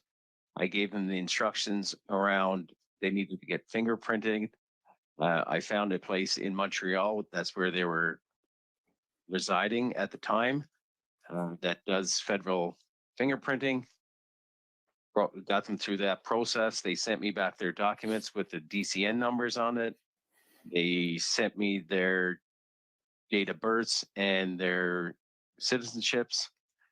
I submitted that through the OLIS portal, and they were able to get security cleared. So you facilitated their engagement. Now they didn't have a contract. Is that correct? Like, why did they need security clearance? What exactly was taking place? I have no knowledge of that. So who instructed you to provide the requirements for fingerprinting and security engagement? Like, how did that come to be? I believe they reached out to me to say they needed the security clearance. So the two principals reached out to you. So this would have been Mr. Mir Maurf and Rakita Dud. Yes. So they reached out to you. I believe so, yes. And their request was, hey, we need clearance in order to engage with the federal government. Yes. Without a contract. Now, without a contract, at that time you were able to do that. You were able to start the process. You can, if you're submitting a bid on an RFP that you're not awarded, there could be a number or an identifier associated with that. But prior to a few years ago, you would be able to submit a name for security clearance and say that they were just a consultant and they would be able to get a clearance. And Mr. Firth had been in contact with them as well, concurrent with you, with their engagement? I don't have any knowledge of his contact with Bottler. Okay, so Bottler is the one that contacted you to get matters for their security, and no contract was evident. They were going through a preliminary study, pilot, whatever it was called, and that's why they needed this clearance, which you facilitated them to get. Yeah, I would assume so. And you being an owner of GC Strategies, a major owner, half 50% owner, didn't have a contract with the government regarding their engagement either. Is that correct? That's correct. So GC Strategy doesn't have a contract, Bottler doesn't have a contract, so you're facilitating security clearance for them to potentially get a contract. Yes. And there was no RFP. There was no request for contracts because there was nothing being proposed at that point. There was no RFP, no. Are you aware there are accusations against GC Strategies and how they operated relative to their conduct? I have no knowledge of that. They've disputed that GC Strategies misrepresented them in regards to their resumes or their qualifications when they dealt with, I believe, Dalian, who ultimately got the contract. Are you aware of that? No, I'm not aware of that. Are you aware of Dalian's engagement in subcontracting? Well, I guess, did Dalian subcontract GC Strategies? I have no knowledge of that. Did Dalian provide funds to GC Strategies? I have no knowledge of that. Do you know if Bottler got paid for their services through GC Strategies or through Dalian? I have no knowledge of that. Thank you, Mr. Sousa. Colleagues, I apologize. I skipped over the conservative round, so we will go to. I was so anxious to hear from Mr. Sousa. You caught me off guard too. Yeah, sorry. So we're going to go to Mr. Brock, and then we'll go to Mr. Genuis and Mr. Shawari to finish, and then the Block NDP. Go ahead, Mr. Brock. Thank you, Chair. Mr. Anthony, do you currently have, or have you had in the past, any relatives working with the Government of Canada?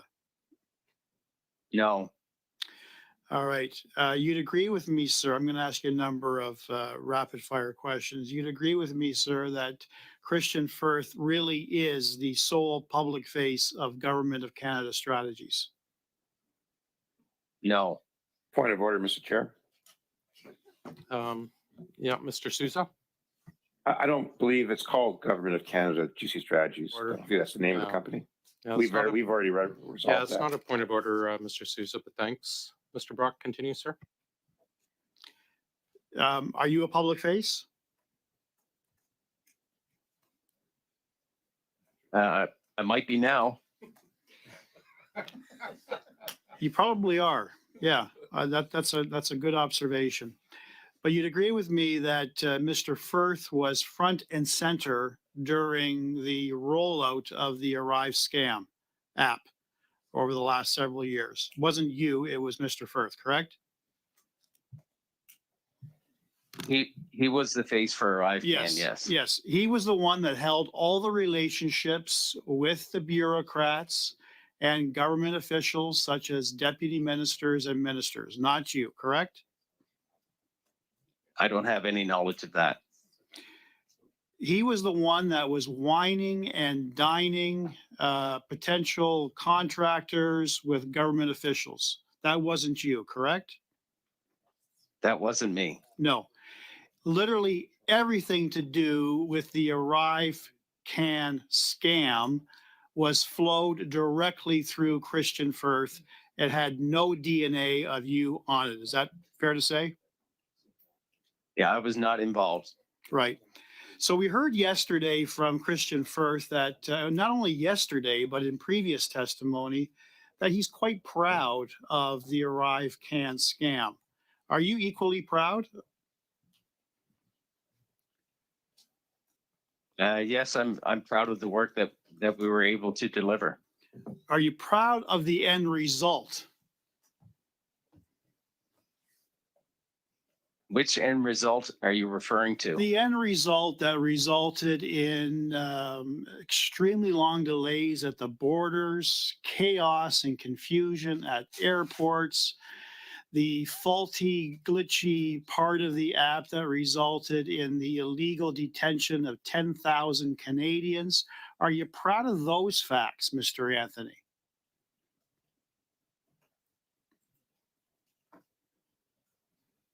Yes or no? I have no knowledge of that. Come on, Mr. Anthony. You read papers, you watch the news. Were you living under a rock for the last 3 years? Did you not experience the frustrations that millions of Canadians had at airports, border crossings? You want this committee to believe this lie that you have no knowledge of those basic facts? Come on. No one believes you. I certainly don't believe you. Do you think Canadians got value for their money for the Arrivescam scam? We were asked to do a job for a price, and we did it. A price that was originally estimated at $80,000 that was multiplied 750 times to around $60 million. Is that, sir, value for the money?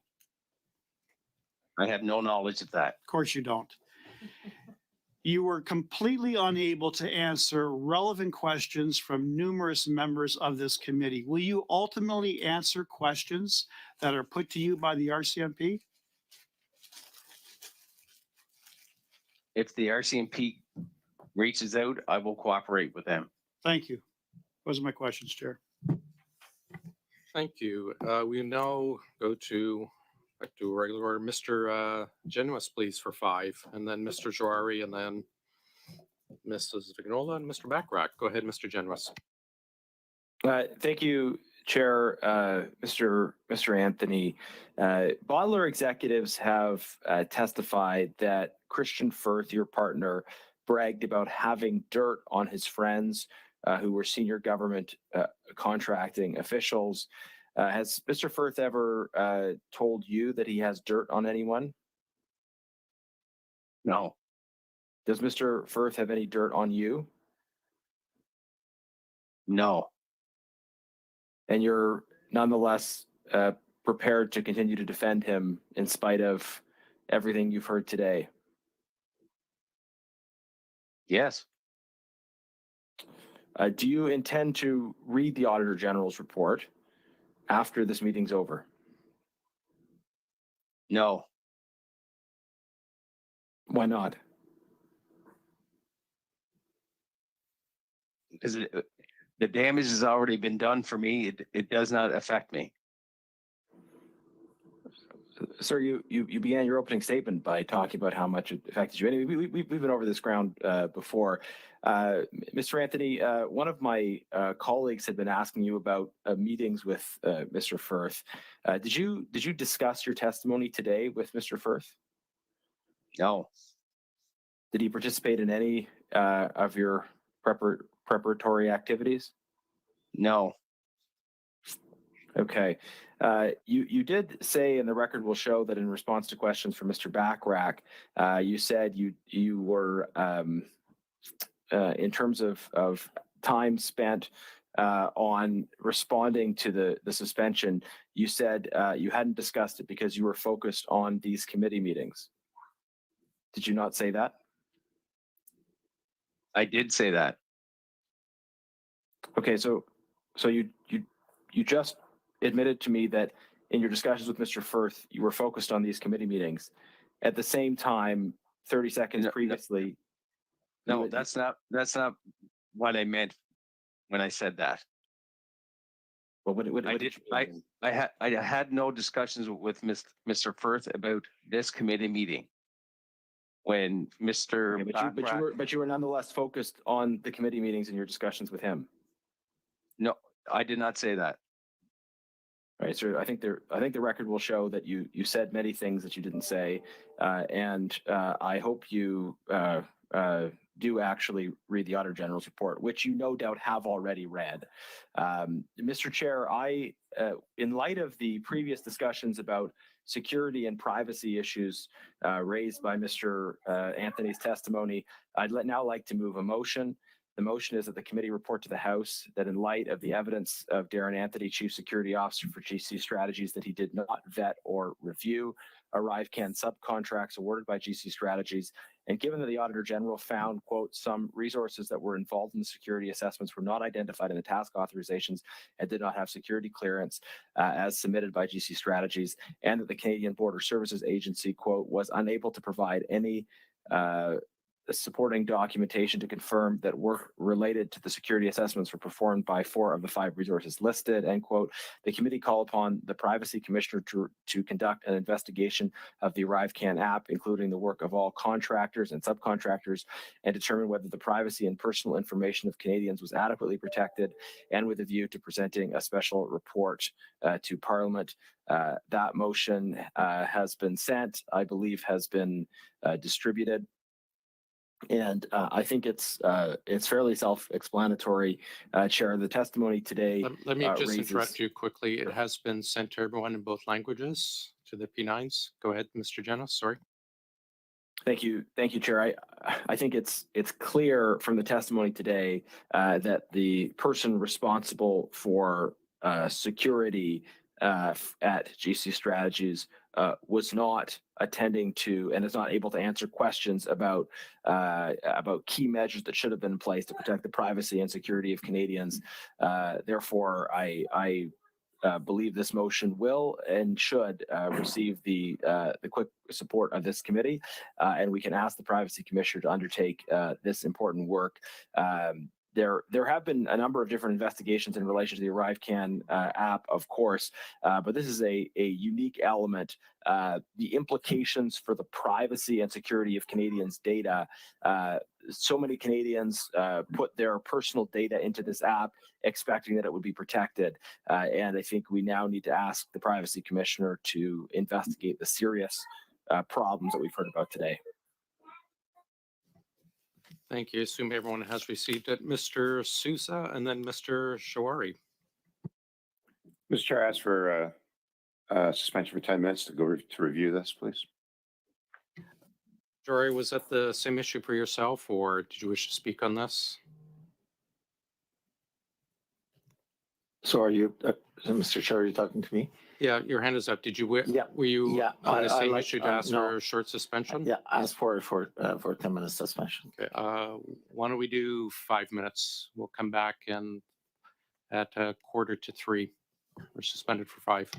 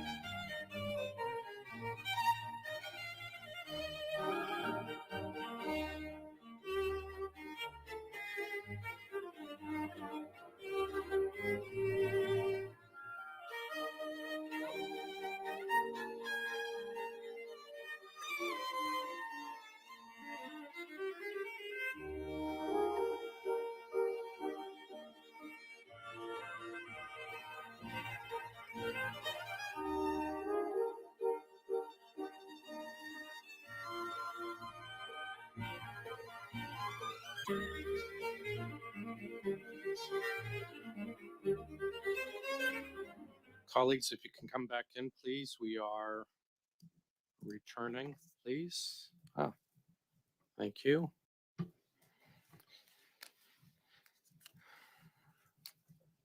Are we ready to move ahead on this, Mr. Jari? Mr. Chair, in the interest of time and the fact that we've now asked the witness to wait a couple of times, can we proceed with the next round of question, i.e. the Liberals, the Bloc, as well as NDP, and then dismiss Mr. Anthony and then go back to this motion? Because otherwise we're going to run out of time and we're going to lose our support translation. Well, you can put forward to adjourn debate on the motion. Otherwise, Chair, just a point of order. What's the timeline in terms of resources?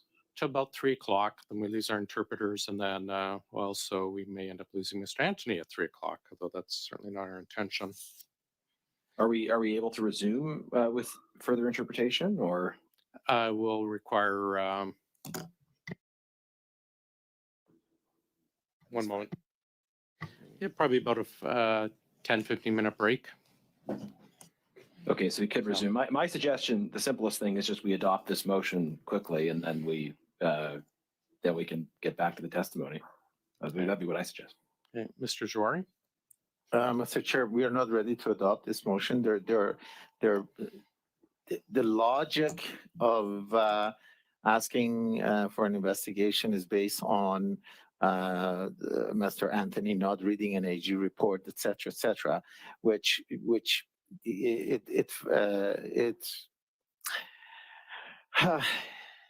sorry, fair, Mr. it's fair Mr. for us Jari. to be able to. I'm sorry, let me interrupt.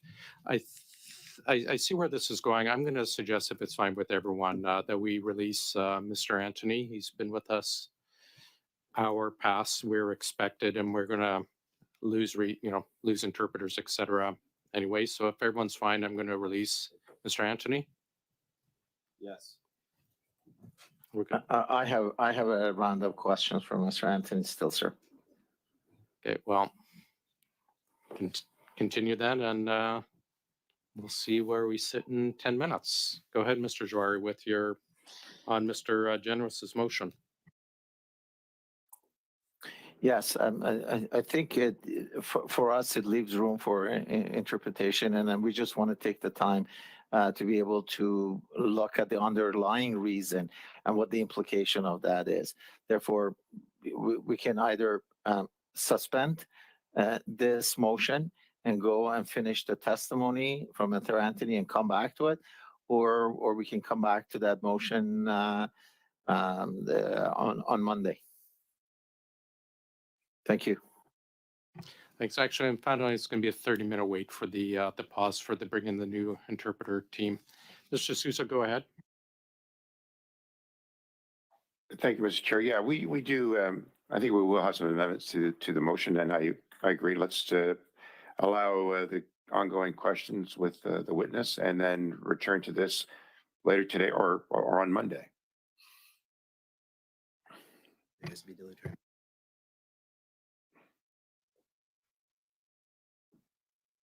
Or as a committee, you can agree unanimously. Yeah, thanks. And I understand what you're saying, but we do require either a dilatory motion such as move to the next order of business, to adjourn the debate on this motion, or a UC to do so. Yeah, so I move for motion to adjourn debate. Thanks. We will go to a vote on that, sir. The question is to adjourn debate on the motion in the name of Mr. Genuis. Ms. Sidhu, Yes. Mr. Baines, Yes. Mr. Jahari, Yes. Mr. Ali, In favor. Mr. Sousa, Yes. Mr. Barrett, Nay. Mr. Genuis, No. Mr. Brock, No. Madame Vignola, Mr. Bachrach. No.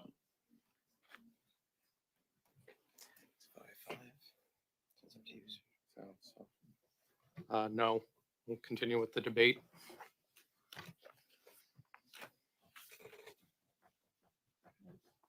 I see no one on the speaking list. Can we move to a vote then? No, Mr. Susa? Yeah, I don't think I don't know if that's appropriate or if it's allowed that we can actually call upon or demand the privacy commissioner to actually do the investigation or conduct the investigation. I believe they're independent. I mean, we certainly would have to request of them to do so. And I would like the opportunity to, that's why I was asking for an adjournment of debate, because we do want to amend the motion in order to make it more palatable and equitable in terms of how we proceed forward on this issue. So I'm just waiting for that amendment to come my way in regards to supporting the motion with a proper wording. That's how we proceed, because I don't believe you can actually call upon them or force them to do something to this effect. Anyone else on the speaking list? Mr. Sousa, if you're going to speak, Yeah. but Yeah, let me, if I may, move a ration to change the amendment. Here's an amendment if I can. And can I just read it forward? do you have it in writing as well to share, or is it just written? I'll get the team to proceed to do so. I'll read it forward. Go ahead. This again, I'm just trying to respect the commissioner's ability, right? To judge the merits of the issues independently outside of us. And we don't want to make this an order per se, only recognizing the independence and the arm's length nature of which they pursue.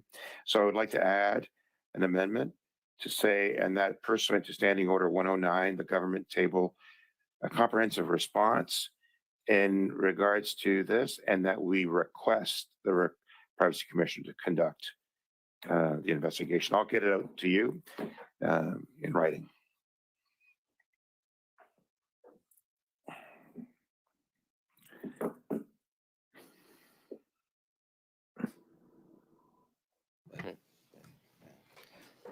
Go ahead, Mr. Genuis, but just to They're sending it to you now. Yeah, on the They're amendment, sending it to you now. it sounds like you're changing it to requests instead of calls on, and you're adding a response from the government, but otherwise staying Correct. the same. If I understand that correct. Mr. Genuis, go ahead correct. on the amendment. Okay, so just briefly, the government response piece is obviously ridiculous. I don't think it even needs to be dignified with a response. The changing calls upon to requests seems like a distinction without a difference. So if it helps us move along, I would maybe see if there's unanimous consent of the committee to adopt the one part, but not the other part of Mr. Sousa's motion, and adopt the motion.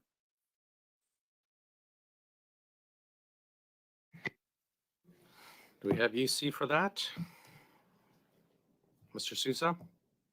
Oh, I see someone, I see NDP, yes. I see Mr. Jari shaking his head. Sorry, I was on mute. Yeah, no, so I put forward amendments to the motion as I read them. And that's where we stand at this point. Okay, Mr. Generous? Okay, I'll just move a sub amendment to take out the reference to a government response. We're asking the privacy commissioner to do something like asking for a government response when we've asked the privacy commissioner to do something doesn't make any sense. We're asking for the feedback of the privacy commissioner. So again, I don't think it needs much comment. That's the sub.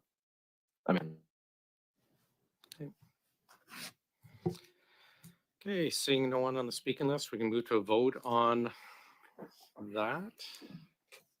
Mr. Clerk? Mr. Chair, can you read what we're actually voting on, please?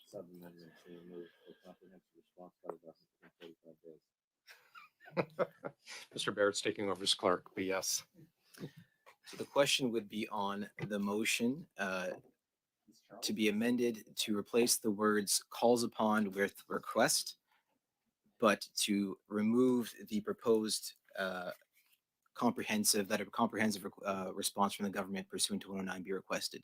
So the sub-amendment would retain the change from calls upon to request, but would remove from the proposed amendment the text concerning requesting a government response. So the question is on the sub-amendment put forward by Mr. Genuis. Ms. Sidhu?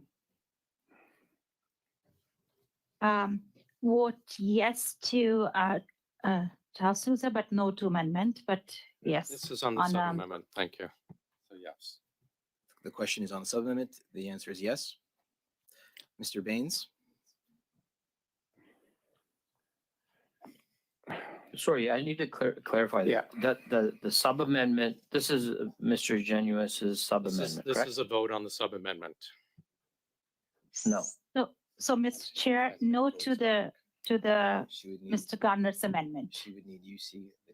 Sub You voted yes to this, sorry, let me, you voted yes to the sub-amendment. It would, the rules require a UC to change your vote. Do we have UC for Ms. Sidhu to change her vote? No. I say no. Yes. I don't say no, sorry, I see a no. Continuing with the vote, sir? Point of order, Mr. Chair. There's some No, there's no, There is I'm sorry, Mr. Sousa, we're in a vote. There's no, the clerk defined it, I defined it. It's on Mr. Genuis's sub-amendment. And I apologize if people aren't following along, but we're in the middle of the vote and we're going to continue with the vote. Sorry.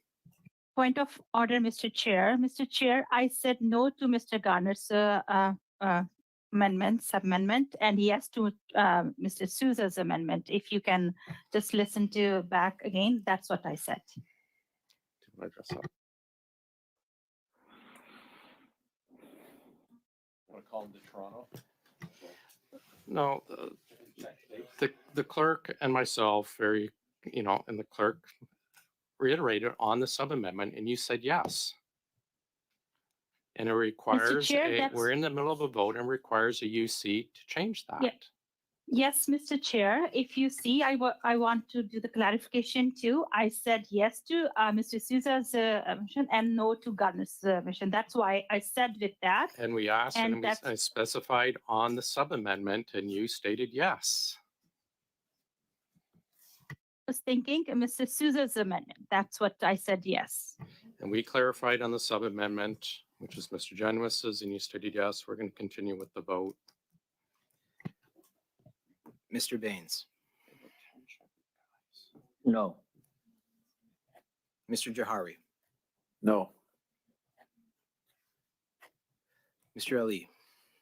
No. Mr. Sousa? I vote no, as did Sonia. Mr. Barrett? Yay, as did Michael. Mr. Genuis? Yes. Mr. Brock? Yes, as did my colleagues, Michael and Garnet. Madame Vignola? Oui. Mr. Bachrach? Yes. 6 yeas, 4 nays. And the end result wouldn't have changed anyways. It would have been a pass. We're now on, sorry, back to the amended. To the amendment by Mr. Sousa. Yeah, we're on the amendment of Mr. Sousa now, which has been amended. Hold on just 2 seconds.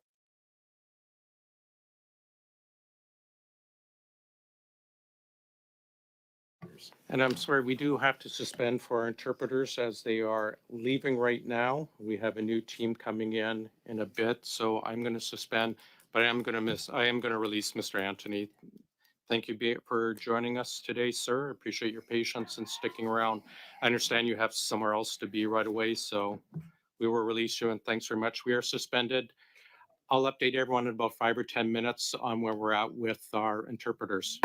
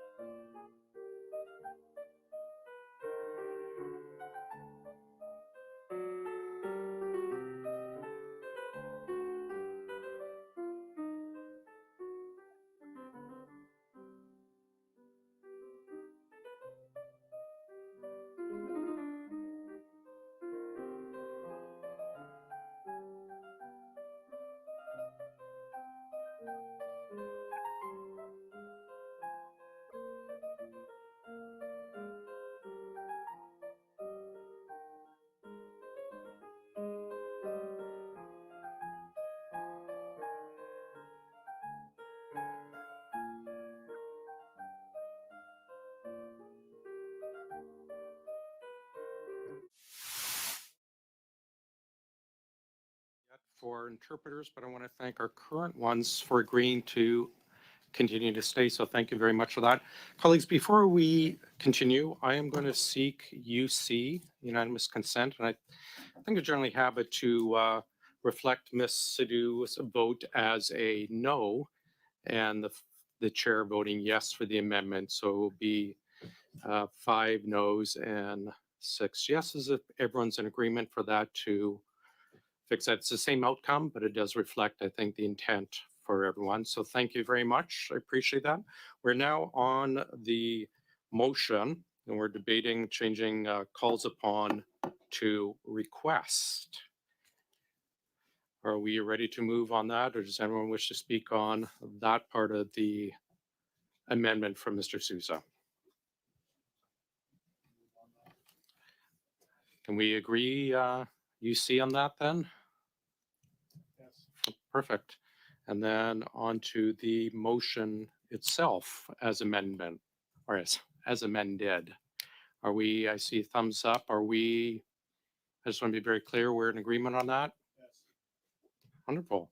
So pass. Thank you sincerely for the UC to address the vote thing that shows Ms. Sidhu showing no in the change of the vote. Thank you for passing that. We are, unless there's anything else, we are adjourned. Our next meeting will be Monday with our good friend, Mr. Giroux from the Parliamentary Budget Office. If there's nothing else, thank you everyone for staying late. Thank you, of course, to our clerk, our analysts, and most importantly today, our interpreters for sticking around and allow us to finish off. Thank you very much, everyone. We are adjourned.